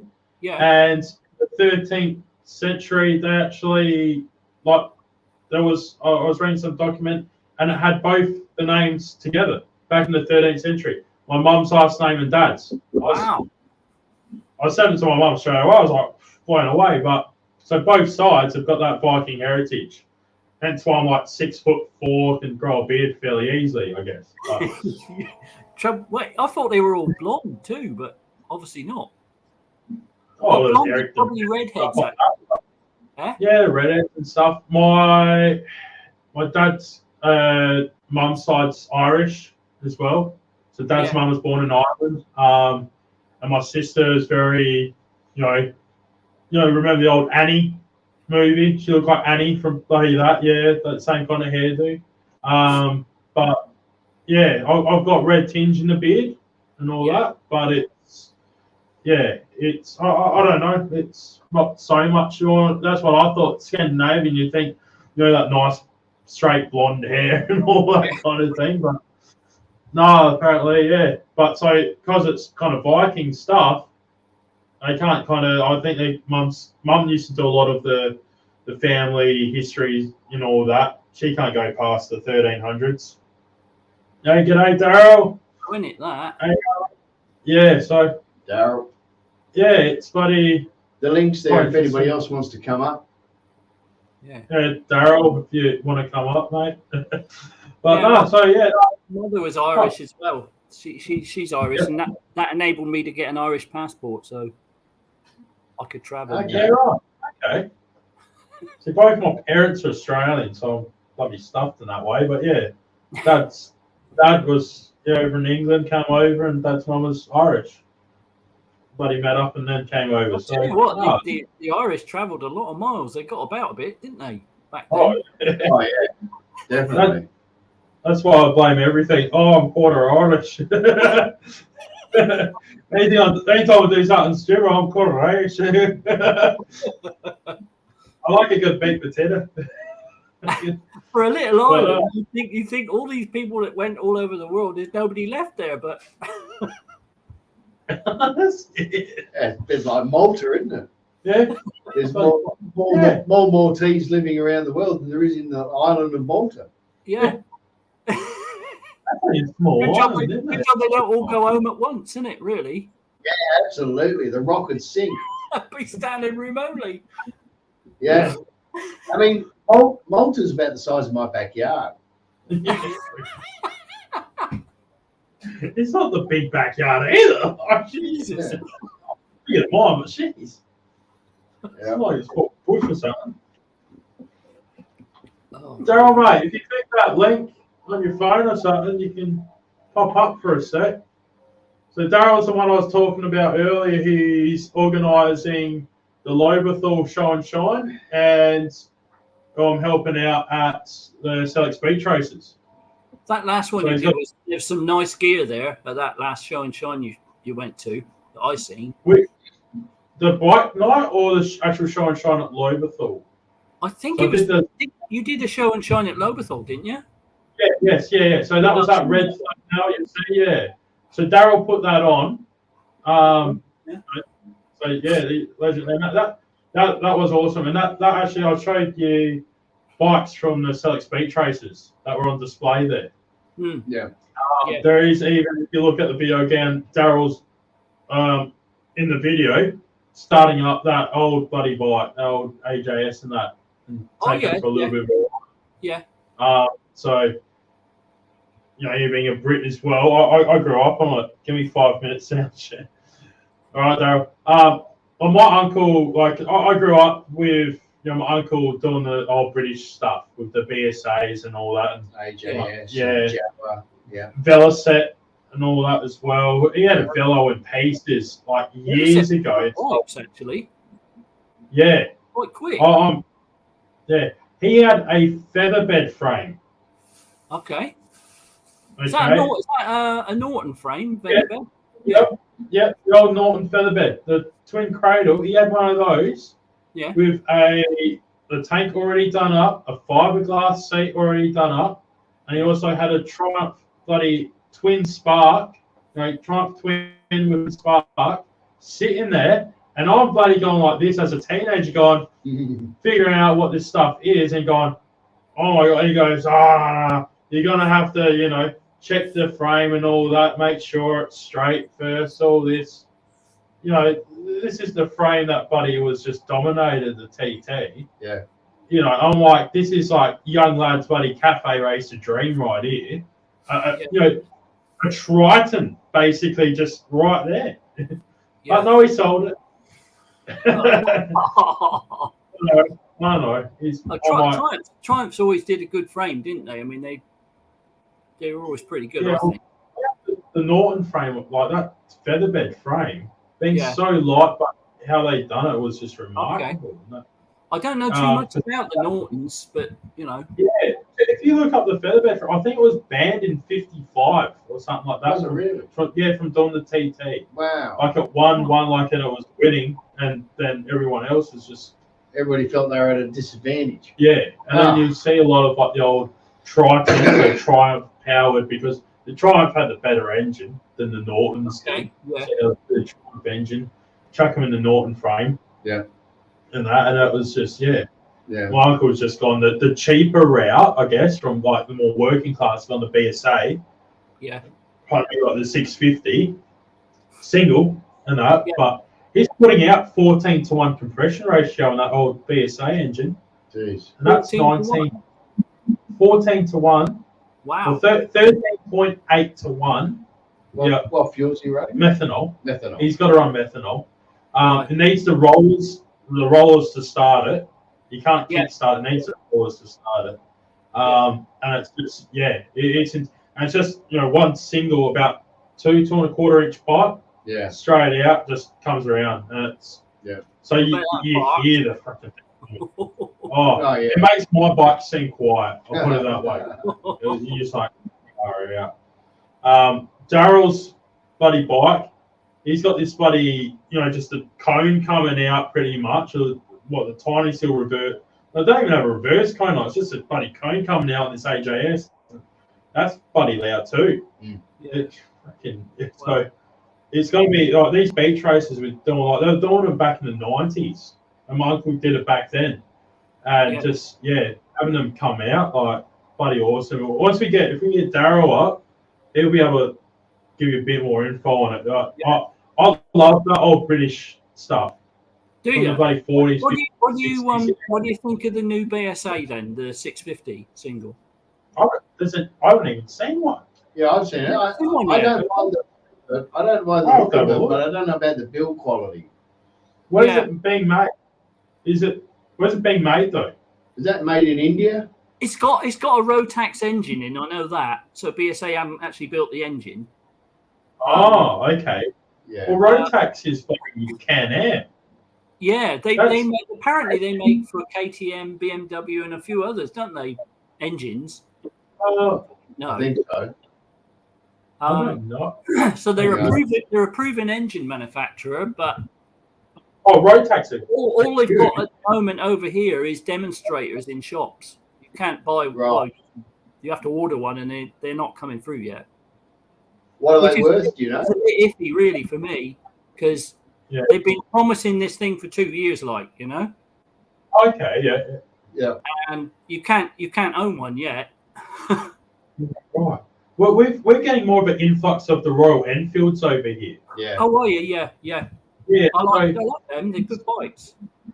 Not fast, but we've got mixed emotions. Yeah, we've had some experience with them. Yeah, so our experience is very limited. I'm going for a smoko. All right, so Iron Dundee, who was in before. What have you done here? Hold on, so I can see what's going on. Yeah. So Iron Dundee, you were seen in the chat before. He came over to Adelaide and visited, and all that. There was other things going on as well, but he visited Rolly and myself. He hired a motorcycle, and there's not much over here to hire. So he hired a Royal Enfield, the 500 Bullet. I think it was. Yeah. You didn't have the bullets when he went there. They sold it on him because if they could get the sale, they'll get the sale. So he got the classic 500. So classic 500.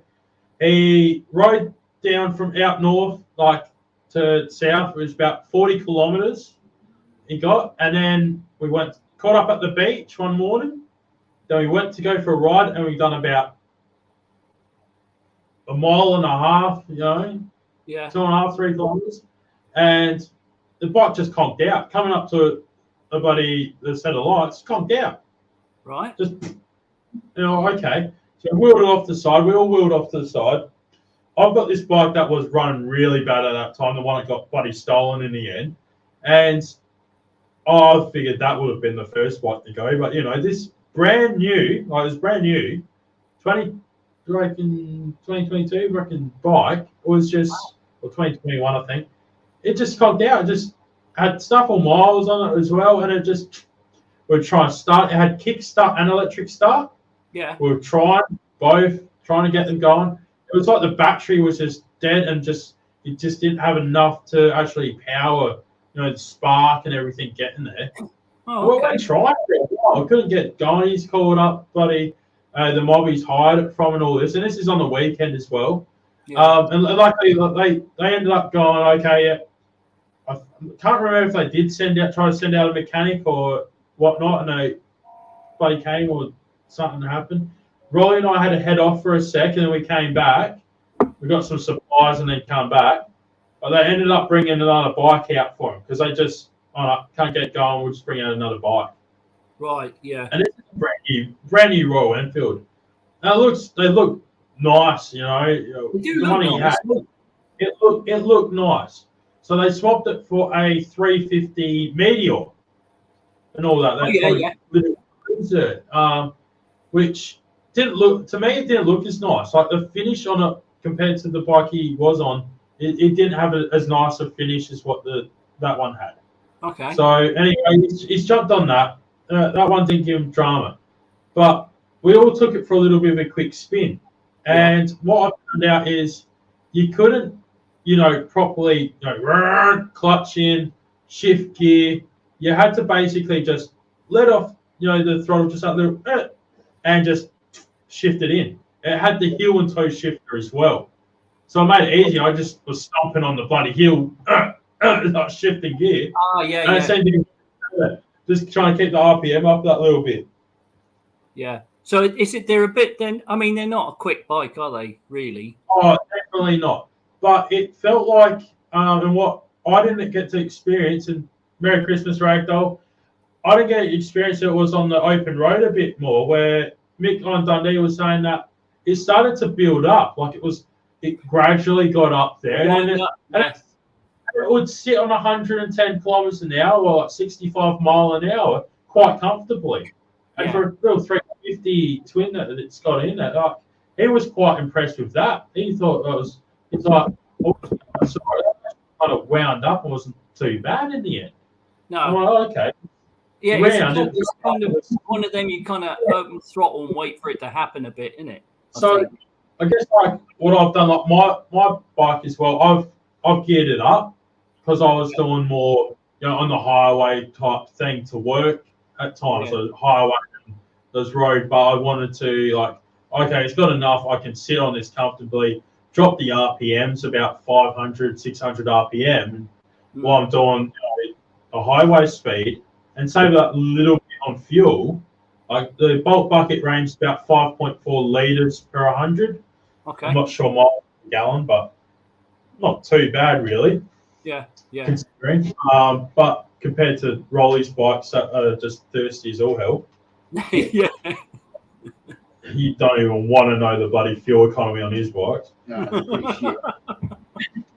most cars are more fuel economical than his bikes. Yeah. But it was, so it seemed like it was pretty shocking around, but I think once it got going, it wasn't too bad, he said. But I think they've still got a little bit to go of the finish and all that. Yeah. Some of them, the little thing. They're probably the cheapest thing out there virtually, aren't they? Yeah, for a brand new bike.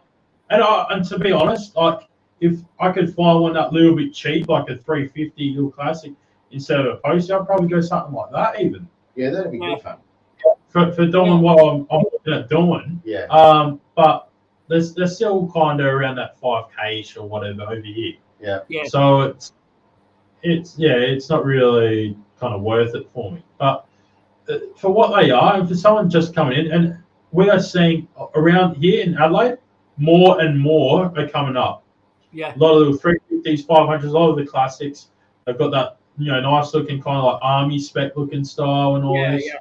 Oh, they turn out, they look good. They do good paintwork. Range of colours and stuff like that. I'll give them that. Yeah. I wouldn't want one as an only bike though, because it's a bit. No, I wouldn't either. We don't have I think we do have Lex Moto here, but but not to the degree of the popularity of what they are over in the UK. No. I think there might be one dealer here, maybe. Yeah. But yeah, I mean, a lot of the stuff that's for sale over the UK at the moment is just such small cubic capacity. CCs, they're bloody tiny. Yeah. What's going on out Yeah. It's not much good there for you, is it? Really? No, it's Or so. steak.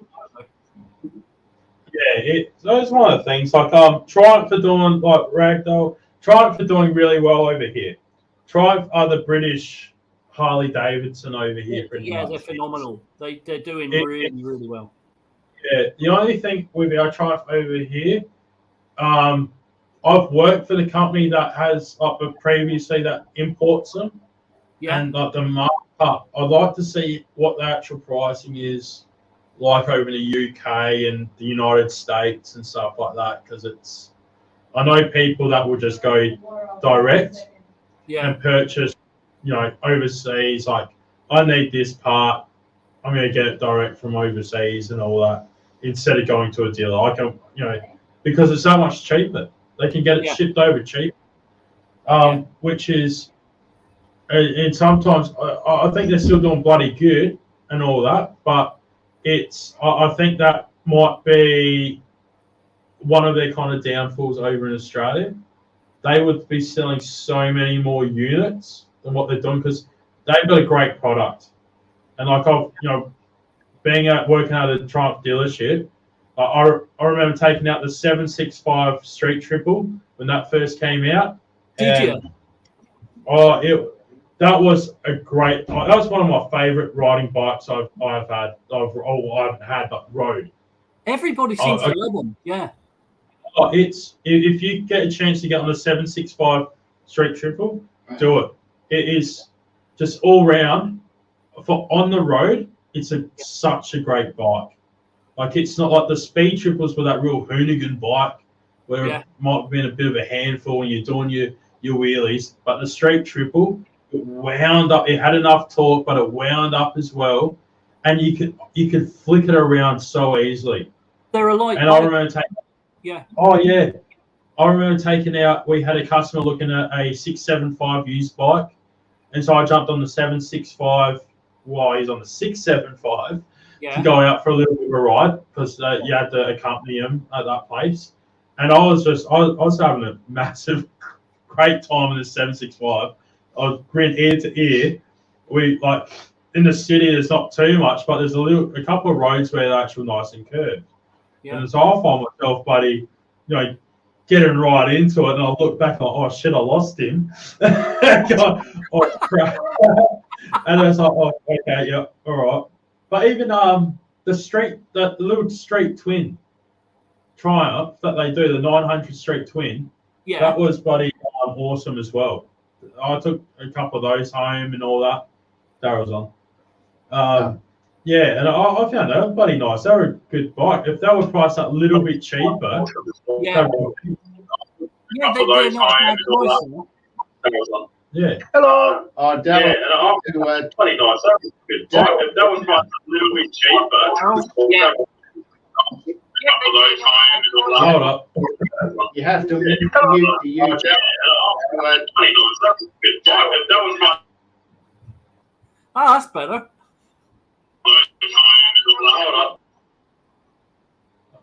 Does it go? Yeah, you got to mute the YouTube side and leave the StreamYard side normal. Oh, there we go. Are you good? Has he got internet? Oh. Right. You got audio, Daryl? I like a Ragdoll. I like the look of the Thunder. There you go. Right. I have to do a 1700 Thunder. Got audio, Daryl? I like a Ragdoll. I like the look of the Thunder. There you go. Right. I have to do a 1700 Thunder. Got audio, Daryl? I like a Ragdoll. I like the look of the Thunder. There you go. Right. I have to do a 1700 Thunder. Got audio, Daryl? I like a Ragdoll. I like the I have to mute him. Technical difficulties there.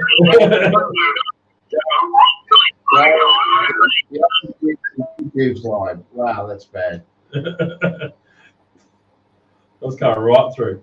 Yeah. So what were you saying now? The Triumph discontinued it now, but they did a run of 1700. It's a Thunder something or other. Oh, yeah. I found that very heavy. When I rode one, it felt very heavy. Other people don't reckon. Like, yeah, ran one. A couple of times. It felt very heavy compared to some of the other bikes that you're riding. Okay. Because I was thinking, because they're not a bad price over. You can pick one of them up over here now for between 4 and 5. You know. Gee, okay. That's not bad. That's a lot of bike for the money, really. Yeah, price over. You can pick them up over here now. No, What's something going wrong there? yeah, Daryl, you have to turn off or mute the YouTube. Flick over to the YouTube channel and mute that, and then go to StreamYard and leave that unmuted. Yeah. Let us know when you've done it, mate. Is that better? I think so. We got that? I think we got it. Oh, crap. Got there eventually. There you go. Yeah. Can you hear me okay? Yeah. Yeah. Lighting's all gone flat in here, so. What was that? My lighting's gone flat. Fair enough. Now, Daryl's got a couple of nice Triumphs as well. You'll get to see soon enough. Oh, right. I like a nice Triumph. I like A Triumph. couple of 1200s. Even the old you remember the TT600 sport bike they did? No, Oh, is it a Daytona 675? it's what the Daytona become. Yeah. After the Daytona stuff that they were doing, they did that. Was it 2004 or something? 2004, they become a Daytona. Yeah. Before that. Sorry. The 600s were a TT. Yeah, so TT 600. And it was like their sports bike. It's that super sport bike for Triumph. And they're a bloody nice thing as well. So and was that was a triple as well, was it? Was that a triple? No, it's a 4. 4. It's a 4-cylinder. Yeah. Inline 4. Yeah. Oh, I didn't know that. Yeah. They had one in that movie Torque. Torque. Yeah. Yeah, there's a blonde chick in that was riding one of them. And all this. She was wearing a Triumph insignia and all that stuff. Yeah. Yeah, Triumph were actually the first to inject their 600s. Yeah, that doesn't surprise me. Right at the beginning, it's an Italian injection system. And the whole purpose of the TT was to take on the 600 market in the UK because that was the biggest market at the time. Yeah. And when you compare them to other 600s, it's a massive bike. It has bigger brakes. I believe they based it around the 955. Yeah. So it's bigger, heavier suspension. It was built to race Isle of Man at the end of the day. Were they using Brembos then as well? No. Maybe on the race models, but what we got was just your standard Triumph braking system. Yeah. They're a really lumpy motorbike. The cams don't kick into about $4,500. Anything before that, it almost spits out raw fuel and just. Nice. It's a bit like a two-stroke then, peaky sort of thing. Yeah, and as soon as you get it into 4.5, she goes like a shower. When you hear it idle, you can tell. Like it's got that whoa. Yeah, oh, okay. Yeah, very much. Got that lumpy idle. Well, keep it on. It's all happening, I reckon. Soon enough. Yeah. So my Triumph collection starts at 1937.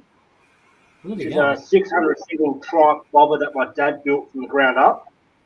Originally was a chopper, and as it kept on, the police kept on defecting it. So a proper raked out extended fork job, yeah? Yeah. Yeah. Nice. I like them. Never ridden one, but it'd be interesting. Yeah, true, very. Yeah, it's you. For this new channel that we were talking about earlier, Yeah. Daryl's the third. Is he frozen? I think so. Yeah, probably. Yeah. He's got the full cheesy grin. He's like, Daryl's going to be the third on it, so you will be seeing his collection, which is quite. Oh, that'd be interesting. Yeah. It is awesome. There you go. He's gone. He dropped out. So no, he's got a nice collection. Even the new, the Thruxton 1200. I don't mind that. I don't mind that bike. Yeah. Don't know what they're like. I haven't ridden one, but I don't mind the look. The Thruxton, so the Thruxton's that cafe racer one. Yeah. And that's a cool bike. Yeah. And so the one he's got a couple. He's got one he normally rides, which he see clips of it at the bike nights I've done recently. Okay. But there's also he bought another one, just like because it was cheap, just to get bits and pieces for his one he's got now. Yeah. Realised it's way too good, but you can't register, I don't think. So he's going to use it for like a hill climb type bike or something. It was a terrible ride off. Yeah, something like that. Yeah. But it's already got a X pipe, so they got rid of all the cat and all that stuff in the exhaust. It's got a power commander already fitted onto it, so it's got the fuel injection side of things as well. And so, buddy, they go decent when they've tuned properly. Yeah. They've got that low end torque. They're a bloody nice bike. And across that 1200 range, like even riding the bobber, it was like you could feel it's just got that torque. You just Did you ride the bobber then, Bob? Yeah. The bobber, and then like they've got two styles. So they got the fat wheel and tinny. Yeah, and bloody, I like them. It's not a type thing, but very expensive for what they are over here. Here too. And that's a bit of a downfall. That probably not going to get the sales numbers what they could have got, to be honest. I mean, the new 765 is, I think the cheapest one you can get is around about 10 grand, and then they go up incrementally for the other two models. Yeah, wow. Yeah, because I had the S, the RS. Yeah, the one I rode was the RS. It was the better of the bunch. Yeah. So it was that. You can get them second hand. They're fetching the RS 765 now, 2020 ish, probably 6,000-7,000 ish. That's pretty good. Yeah, that's not bad. Like even even trying to do the thing, they'll be a bit dearer. I think last time I saw them, to be honest. Yeah. Compared to for over here, like everything is, to be honest though. Yeah. So there you go. Yeah. But no, it's the hell of a bike. If you want a nice street bike, I would definitely recommend one. Like without a doubt. If you needed that kind of, I've got to ride on the road, want an all-round nice bike that I can commute on, I can go have fun with on the weekend. Yeah. Even track bike if you really wanted to. Definitely recommend a 765 Street Triple. And what are they weight wise then? Wet weight. Wet weight? I think they're still like 210 or something like that. I think it's still there. They're probably not that much actually, but it's still kind of up around that 200, I think. Because mine's 245. It hasn't got the same power as a 765, really.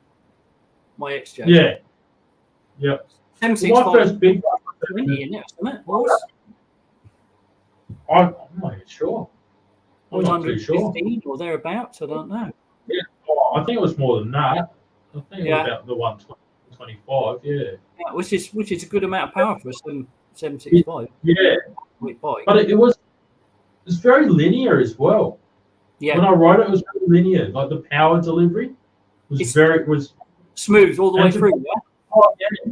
Yeah, and that's just a stock bike and that. Like compared to get something like these, like the MT-09s and stuff like that when you ride them, especially the early ones, a bit of a pig and all that, and then just like holy shit.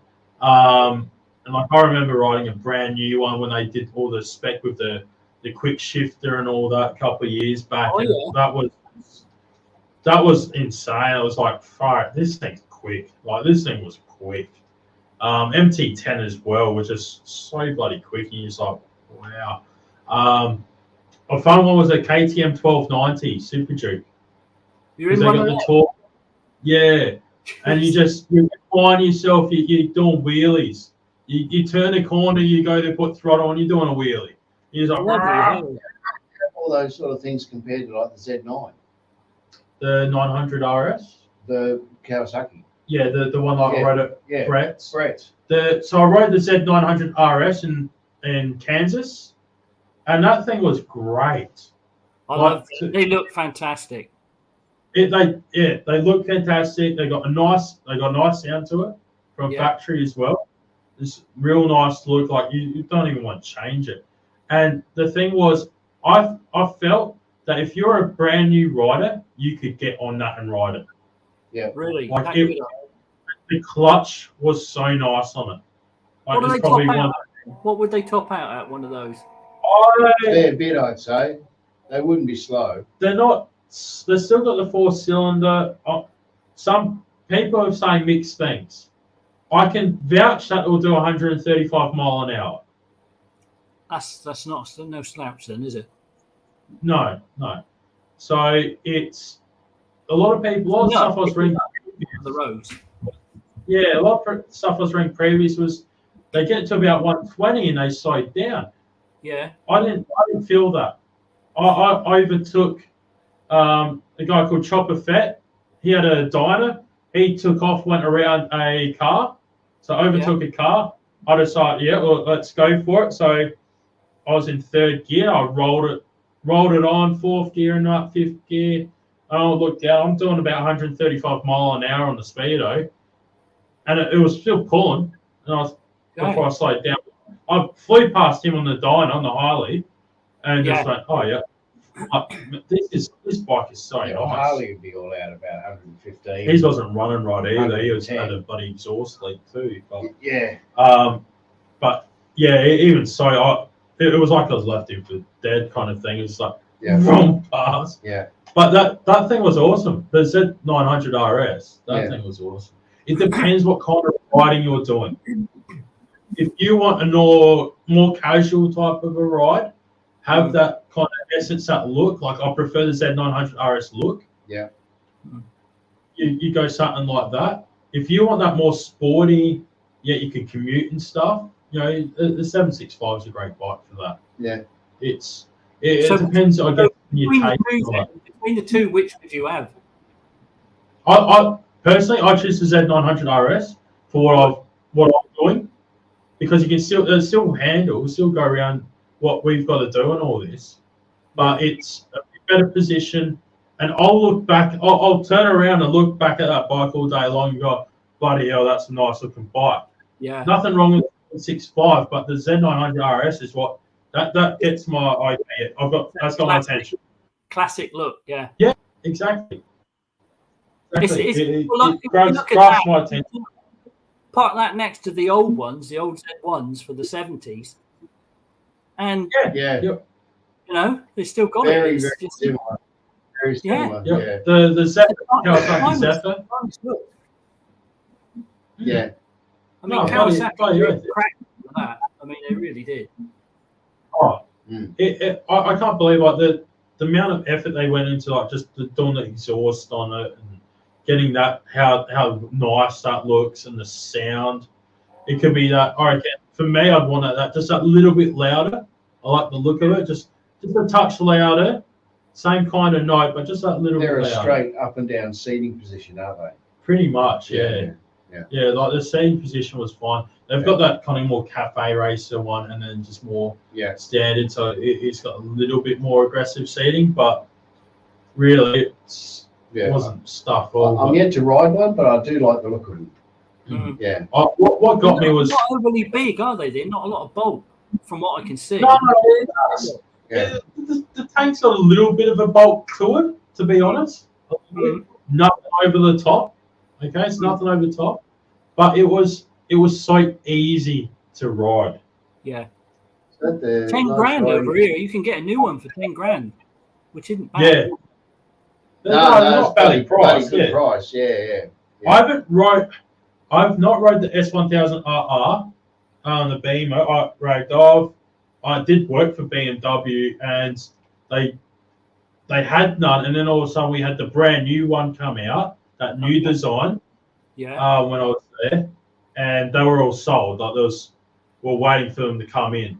What got me was you've got so much adjustment. Oh yeah, you got so much adjustment on the rear swing arm for the position of your rear wheel that they allow up to 50 millimeters of free play on your chain. Wow. Yeah, 50 millimeters. We had people calling up, going, "Hey, the chain's loose. I just bought this thing. Yeah. And paid $34,000 Australian for it. Yeah. And the blade chain's loose, and it's like, go to your swing arm on the left-hand side and have a look what it says. Oh, fuck, okay. I was like, holy shit. So I guess that like, we're talking, it was probably close to, I don't know, the 5 inches or something of play for where you can position that rear wheel. Wow. Yeah. And I'm guessing that's going to make that all the difference. It depends on what track you're racing it at. For if you have that little bit extra, in length, or if you need the tighter track, you need it in a bit closer. May do it at 6. But I didn't get to ride S1000. I rode the R1250, the BMW R1250. That was a bloody animal. They got going. They were pretty amazing, actually. The Boxer engine one? Yeah. Our designation in BMW is the Boxer. Yeah. And the F was normally the basically a twin, parallel twin. Yeah. And G's single. Your S was your inline 4. The K is the inline, was inline 4 engine as well. Yeah. And all that. And they went from your 75 3-cylinder K104, and now they've got that bloody 1600cc inline 6 too bulky thing and all. Yeah. They were like a Ferrari basically of motorcycles though. That inline 6 on that K6, insane. Yeah. Absolutely insane. It was quick as. Daryl's coming back up. He's got something to show us as well. Yeah. Here you go, man. You're going to like this. Hello, I'm back. Sorry about that. Internet crashed. Oh, yes. So what do you got there? Tell everyone what you got. All right, so this is my M18 AJS 500 single. It's been, there's a lot of work's gone into this bike. How much? So I don't know. It's got a bit of racing history out of Sellex. It raced in 86 when I did the reenactment, and in 92. Wow. I've actually had it out on the beach on the race. I did it in 2017 and 21.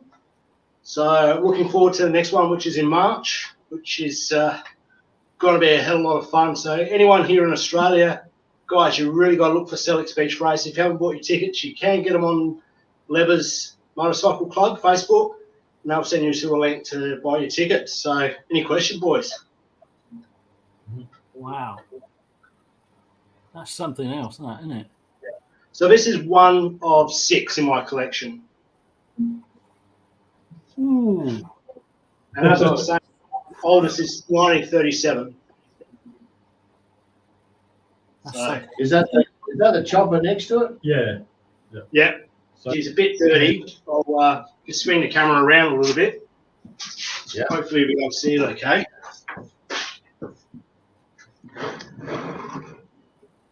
There we go. If I go this way, keep going around and shed.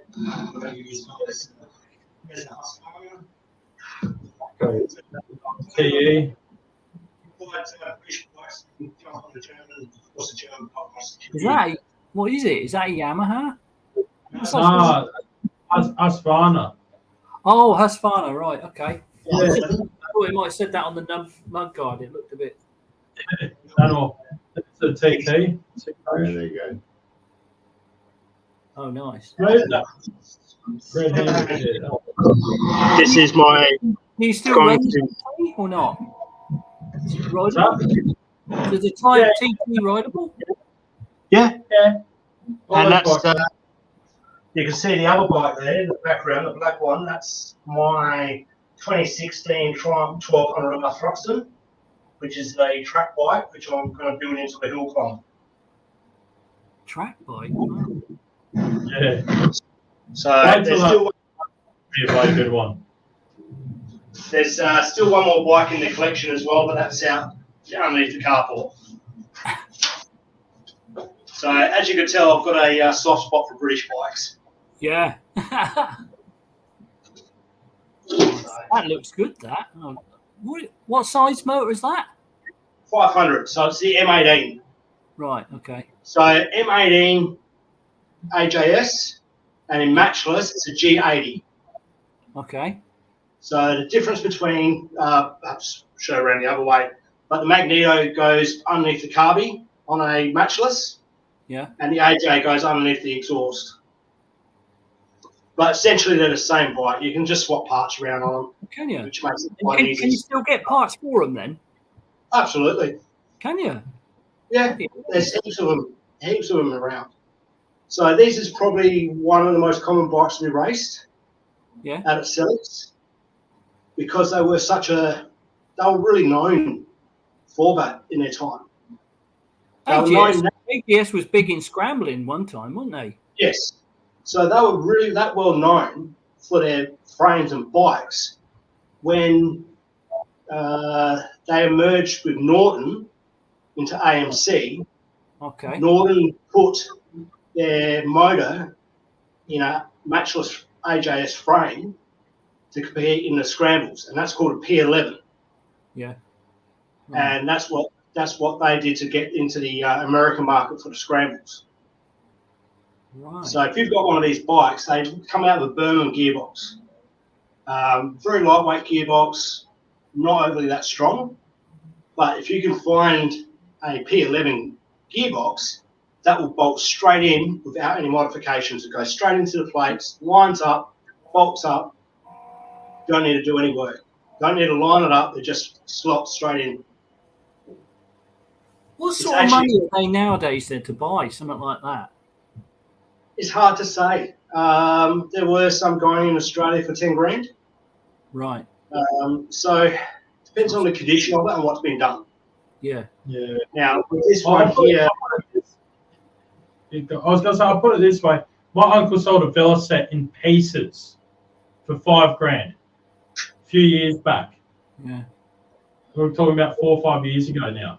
So now, Yeah. it really depends Double that. on what it is. And it is very like, over here, there's still a fair bit of market.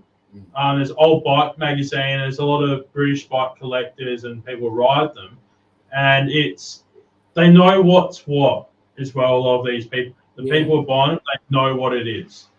So they are still kind of priced fairly coin. If it's a fairly popular bike, there's a lot of them made. You know, we're talking maybe it's got the 350cc, single or something like that in it. Yeah. You might still be able to pick it up fairly cheap. We're talking maybe $5,000 to $6,000 Australian. But what Darryl's got there, you could be looking anywhere up to, 20 to 30K.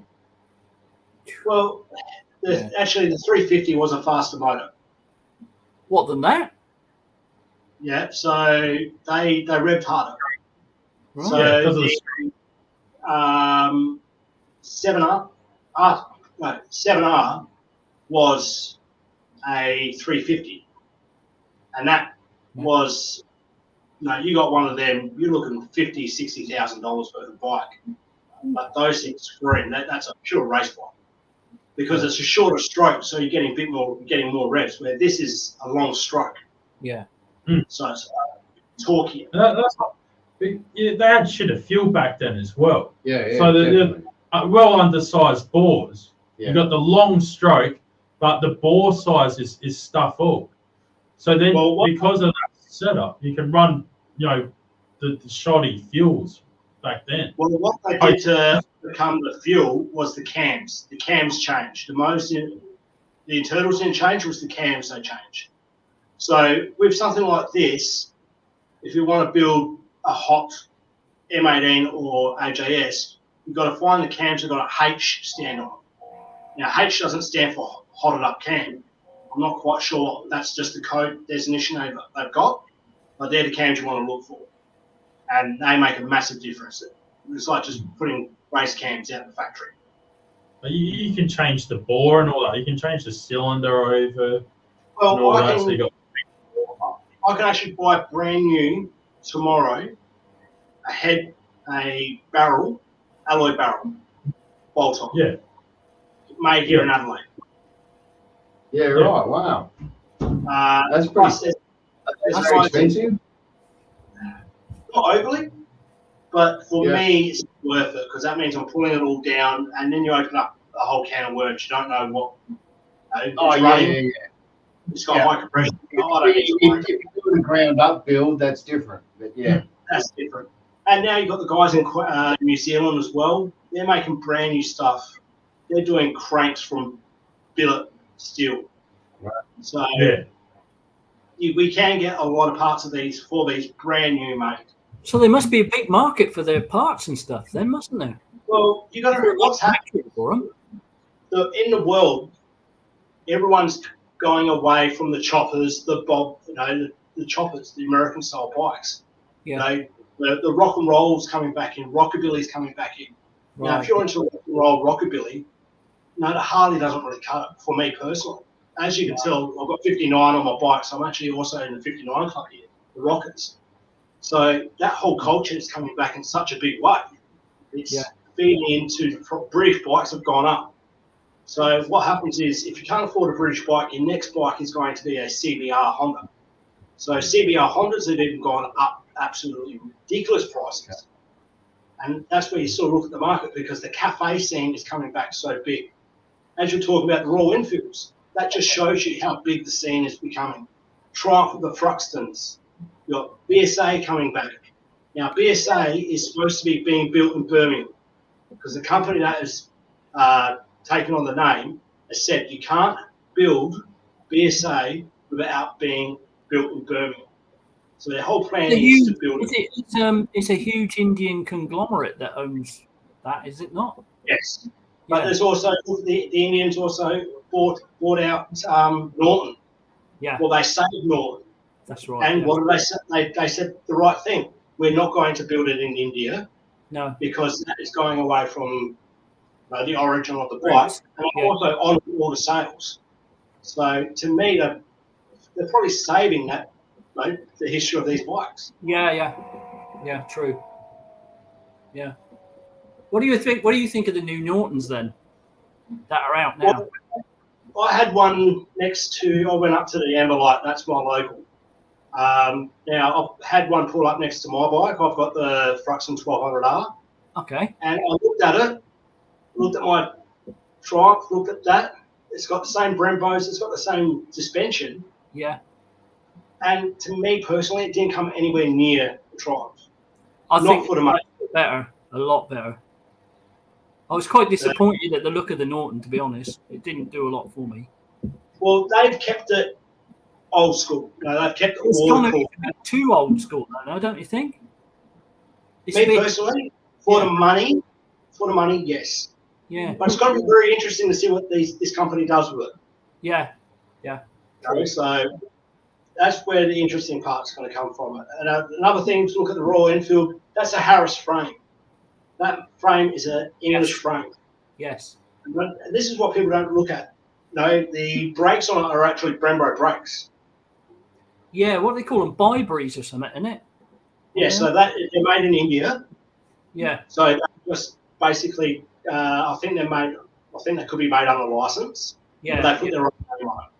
But essentially, they're a Brembo brake. People don't actually when I look at them, I don't think, I see it's a cheap Indian bike, but there's a lot of stuff there for the money. It's good value. It is. There's no doubt. And so we've got the law here that on learners, you can ride up to 650. Okay. So when you buy those sort of bikes, what unrestricted? No, they're restricted. We have learner motorcycles. So when you get your license over here, most states, it's what they call learners or LAMs, the learner approved motorcycle scheme. So it's under 660cc is the limit, but then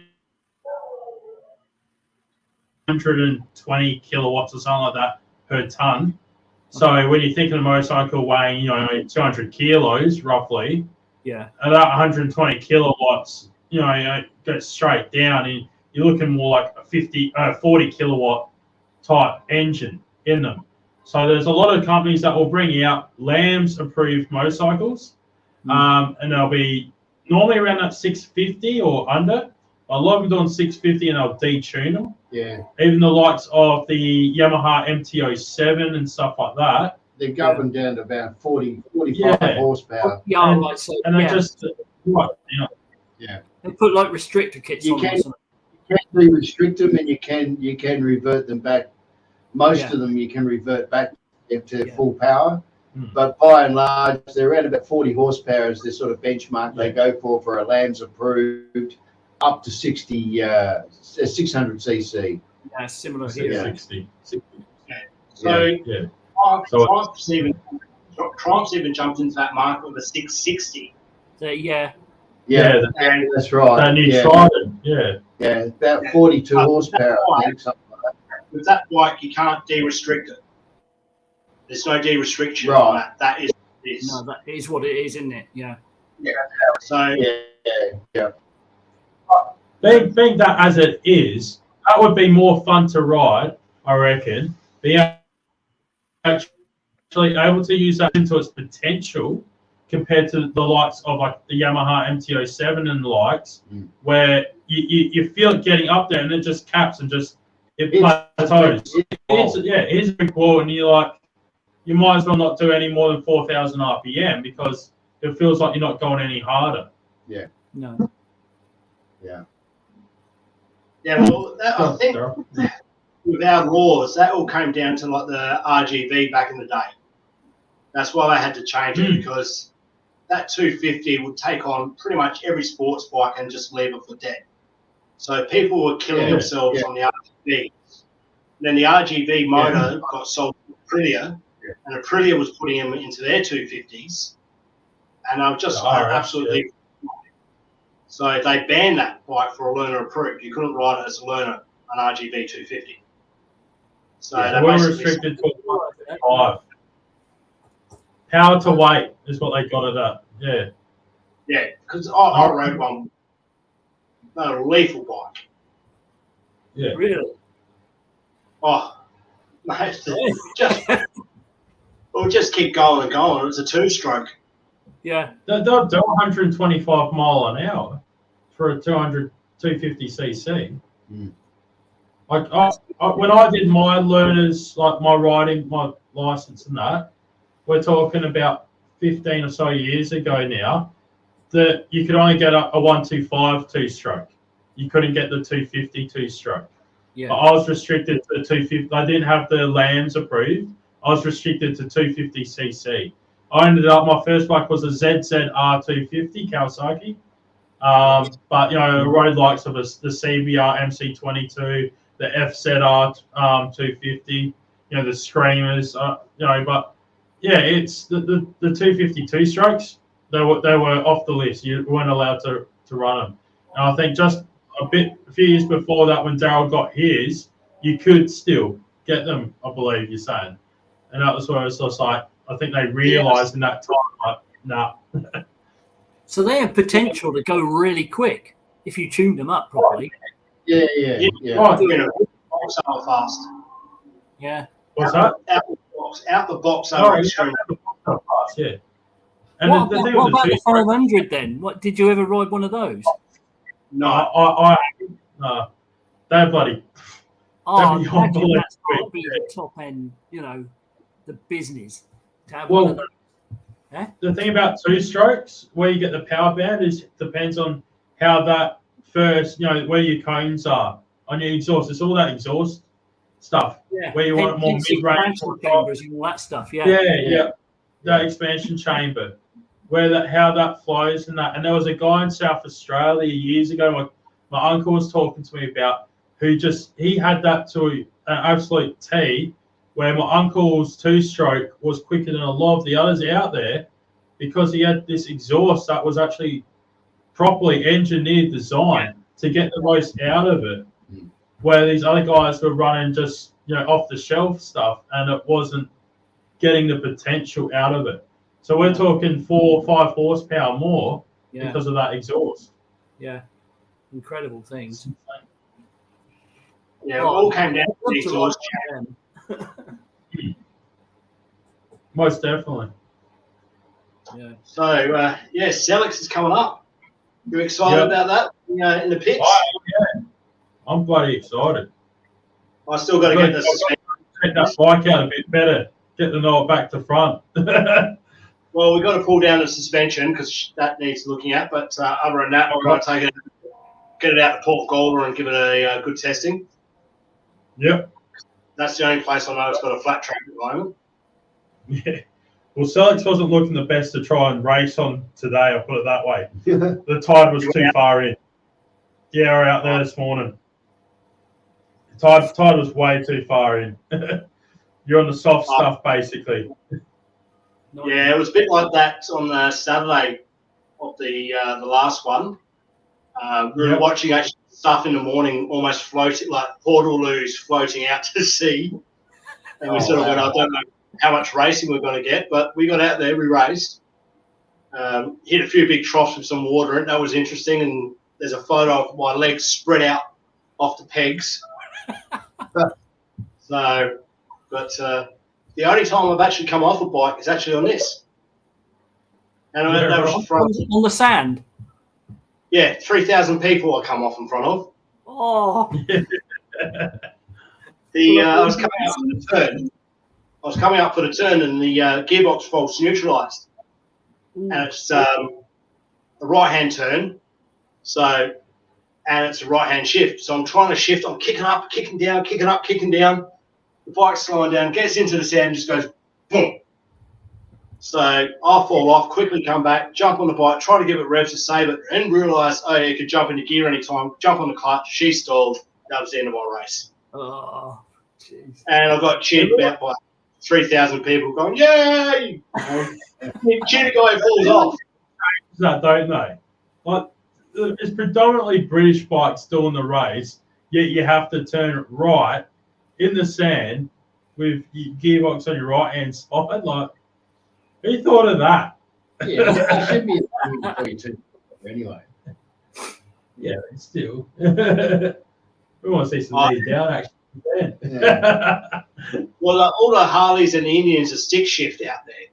Can you imagine them trying to do it? Stick shift? Yep. Oh, bloody hell. On the tank. Yeah, all the bikes are pre-63. Really? So anything built in pre-1963. How can you race with a stick shift bike? They do it. They do it and they get up there. Yeah. Don't worry about that. It's amazing to watch. You'll see some footage. Yeah. Keep an eye out. There's only 2 races. I do a film of that. Yeah. So we'll have filming in the pits on the day. I'll try to get some live streaming actually of the race. Yeah. We got people out there racing of the names like Davo Johnson. He's an Adelaide boy. Yeah. Does he race the beaches? Does he? Yes. So he rides his dad's bike. Does he? What bike does he ride then? A 650 Triumph. Right. And I believe it might be in a BSA A10 frame. Yeah. So that's what everyone went for before the Rickmans come around. Right. So they were a really good trials dirt bike frame for their time. He's a good racer. David Johnson is a good racer. Yeah. Have you raced against him then on the beach? No, so I'm in a different class. Oh, okay. Okay. I'm in 350 to 400, and he's in the open class. Right. Hey, Eric.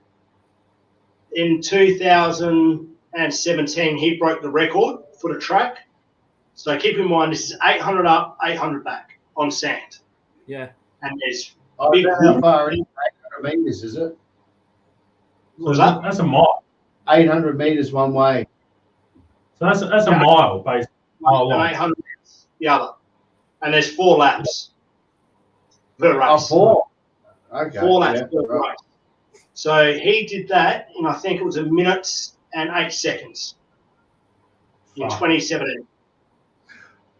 2019, sorry. Then in motorcycle. It's not bad, is it? It's pretty good. It's pretty good. This guy has won every event it's gone into. Any event it's gone into, it's won.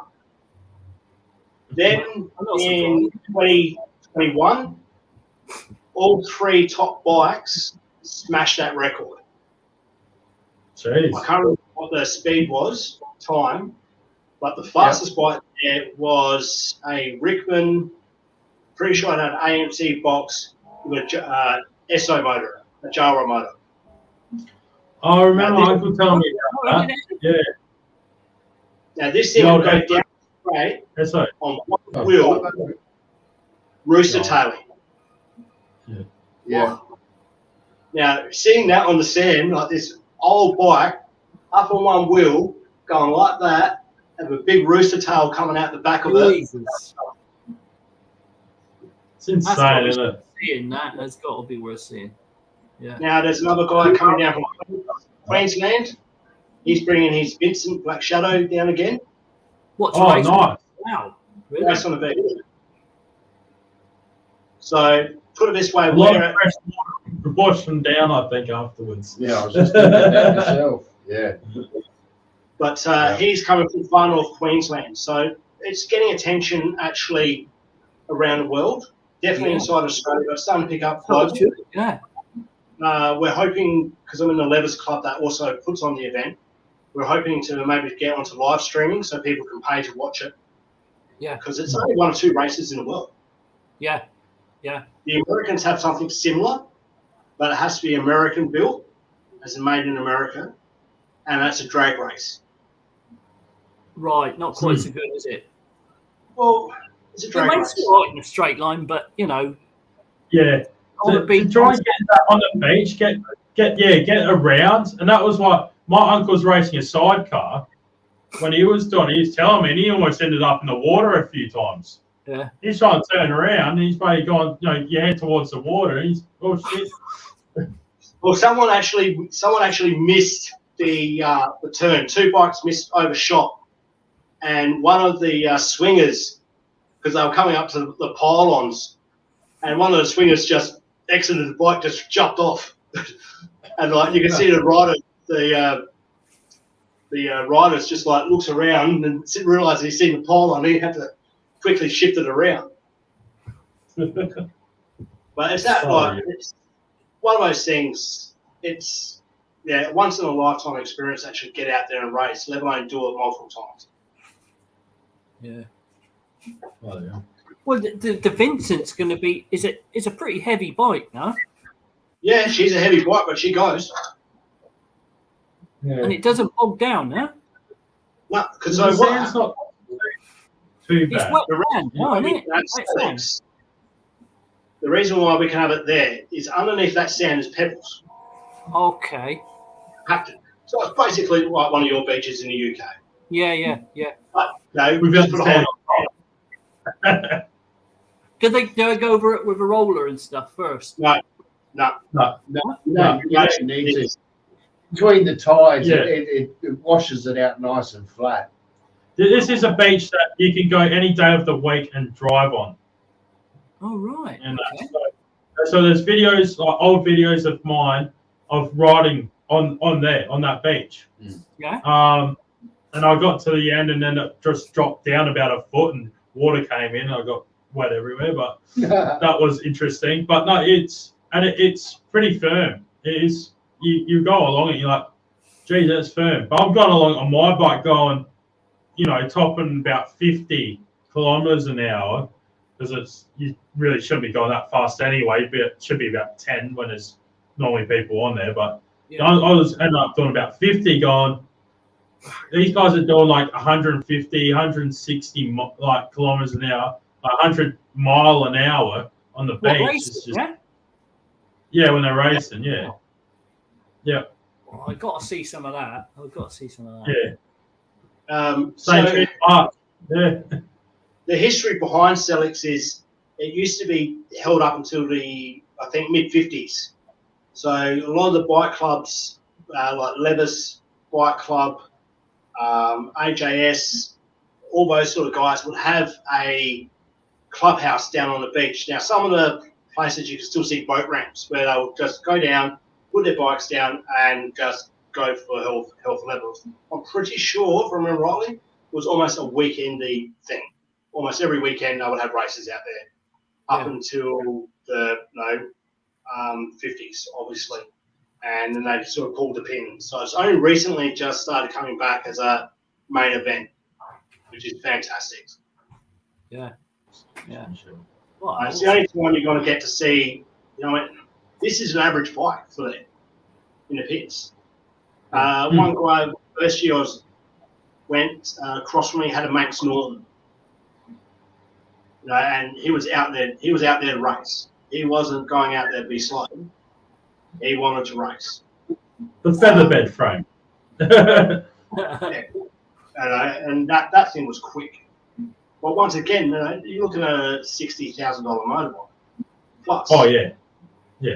There's millions of dollars worth of bikes in those pits, and I don't think there'll be too many places in the world where you can actually get up and see these bikes race. No. The way we do. No. So when I first went out there in 2019, I've only ridden this bike a couple of times around the block previous. This bike has sat in the shed for probably 10, 15 years without it being ran. So I took it to my mechanic. We went over it. We got it out there. My mechanic goes, if we finish one race without it blowing up, I'll be happy. I went, yep, no worries. So I kept that in the back of my mind. So my very first race was a real, how could I put it, emotional thing for me. So the gentleman we bought this bike from was a close family friend. And his name was Ron Hill. And it was one of the only bikes he didn't sell to America out of his collection. My dad bought it from him, hoping Celix would come back. I think it was 2 months after my dad passed away, they announced Celix was coming back. So, I'm sitting on the race grid, like getting emotional, thinking of my dad, thinking of Mr. Hill, and taken off. And I sort of realised, hey, I'm in a race. I've got to snap out of this halfway down the track. Had some teething problems, but we went out there just to have fun. That's what it was for us. Well, that's what I thought. I was out there to have fun. There was another two M18s, but they had a jam-pot rear end, and they were probably on the back straight, I would say maybe 6 meters apart from each other. And I said to myself, all I want to do is beat these two. That's all I want to do. So I opened it up 3/4 of the throttle. That's the most I'd actually open it. Then they both start coming in. And I'm like, at this speed, if I keep going, we're going to hit. If I slow down, we're going to hit. All I could do was just pull back the throttle all the way. And I got no idea what happened. It was just like this thing just went like that. And I shot past them like they were standing still. When I got back to the pits, I'm like, I'm so sorry for that, for cutting through you. And they just went, all we heard was this big, large roar and this black flash just goes straight past us. And by the time they were halfway down the track, I was actually coming back, already gone around the post. And that was just one of the things that would always stick with me. That would have been just absolute gold footage-wise.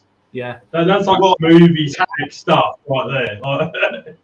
I did have a camera, but it went into a loop mode for some reason, and it didn't capture that. Bugger. Yeah. But one of the main things, like talking about Celix and these sort of bikes, this bike isn't the only bike that's got history. You walk around the pit, there's so many people there that go, my grandfather raced this bike at Sellings. My dad raced this same bike sort of thing. Yeah. There was one guy, he turned around to his grandfather and said, oh, you know, Sellings is coming back. He was talking about it. He didn't even know his grandfather owned a motorbike. And his grandfather goes, oh, I raced at Sellings. And he sort of looks at his grandfather and said, oh, what did you do with the bike? And he goes, over there next to leaning up against the shed. And he points to this big bush. So fair enough. He goes, has a look. There's a BSA there, I believe it was. They hacked it out and built it and got it on the beach. And the pits are full of those stories. You got to wonder how many of them sort of bikes are just laying around, don't you? Yeah. There's a lot of them just sitting in sheds. And the sad thing is people don't know what they are. No. They're being left by their grandfather, their uncle, or their dad. And then you get the seagulls coming and the vultures. And they'll tell you it's not worth anything. It's not worth anything. Yeah. So if anyone's watching this and you've actually got something old, doesn't matter what it is, ask around, and don't tell people what you actually have. No. Just say, hey, I'm looking at something like this. What do you think will be worth? And don't tell them where it is. The biggest rule is don't ever tell them. No. Because you're guaranteed they'll be knocking on your door, offering you a couple of $100. Yeah. And telling you they're doing you a favour. So all this stuff is... It's a lot easier to search now with the internet than it used to have to. Yeah. I mean, imagine what it's done it's just made everything on a global scale. Yeah. So, you know, a lot of guys are now buying a lot of bikes from the US. Yeah. Because the US has got heaps of stuff. On particularly the British twins. So we got a lot of the singles here in Australia, as well as the twins. So it's really become a global market now for the bikes. But you know, events like Sellings, you know, the hill climbs, like that's sort of pushing these prices up, and it's getting more recognition for us. Because you go out and you spend 10 grand on this, you know, something like this. You're going out there to have fun. You know, we're not racing for sheep stations. Yeah. But that's what we tell ourselves when we get out, when we actually go down to the sand. But when that flag drops, it's a different story. Yeah. Sure. Yeah. You know, you just sit there and look at the guy next to you. And so some of us have kill switches and some of us have this. So because I've got a Maggie, that's my kill switch. Yeah. This right. That goes around. Good call. So, you know, there goes the engine. Yeah. Just before the race goes, just lean over and just go to the guy. Good luck. Call that. What as my mate says, you just sit there and try to start it again. You go around the corner, you just sit there, brake, and then take off. But one thing But the one thing you'll get to know, Nathan, is when you get into the pits, everyone there wants to you out on the sand. No, yeah. So everyone will do it. Help you to get out there, definitely. Everyone will help everyone. So the announcers say if you've got a puncher, the announcers will call over the radio. Has anyone got a spare tube? Someone will bring up a spare tube for you. You know, there was guys that had their throttle stuck. I went and rebuilt their accelerator for them with just what I was taught by my mate Rodney Davis, who's done all the mechanical work.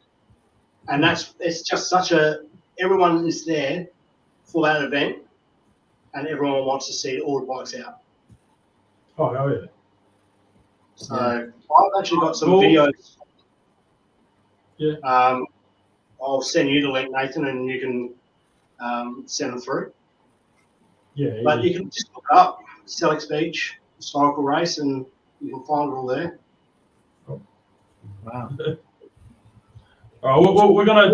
There is some good footage on YouTube, then, is there? Yeah. I'll have to look for it. I've never seen it. Yep. Before you go.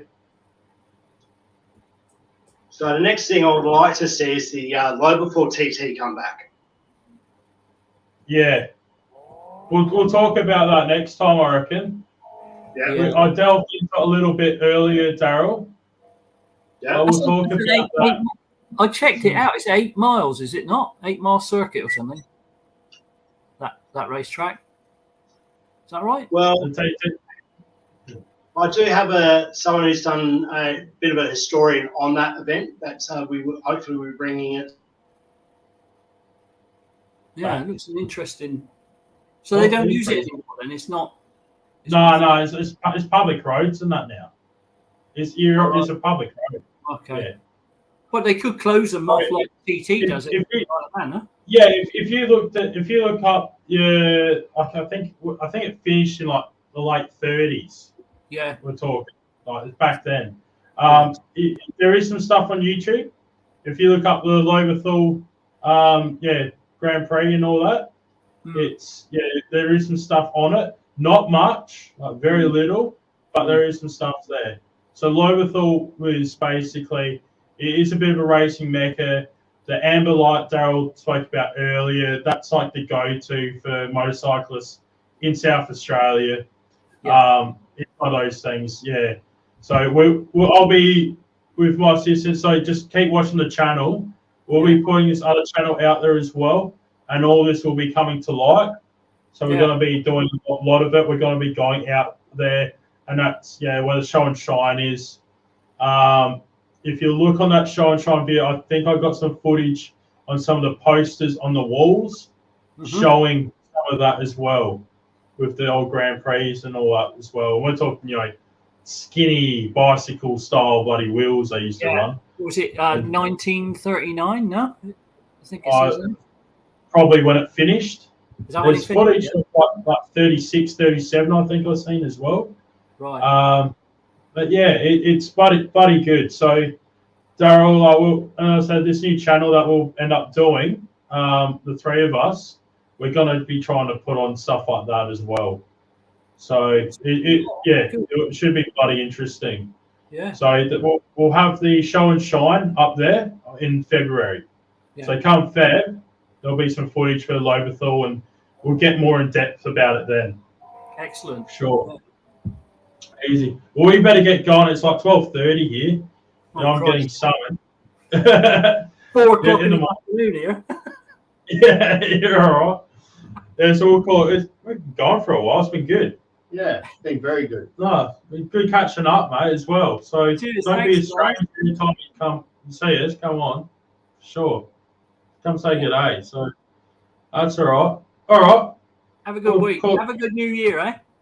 You too, mate. You too. You too. Take care. Anyone else watching that? Merry Christmas, Happy Holidays, all that stuff. Yeah, to everyone. We'll be back in the new year. Coming strong. Easy. All right. Take care. Cheers. Sign out. Cheers. See ya.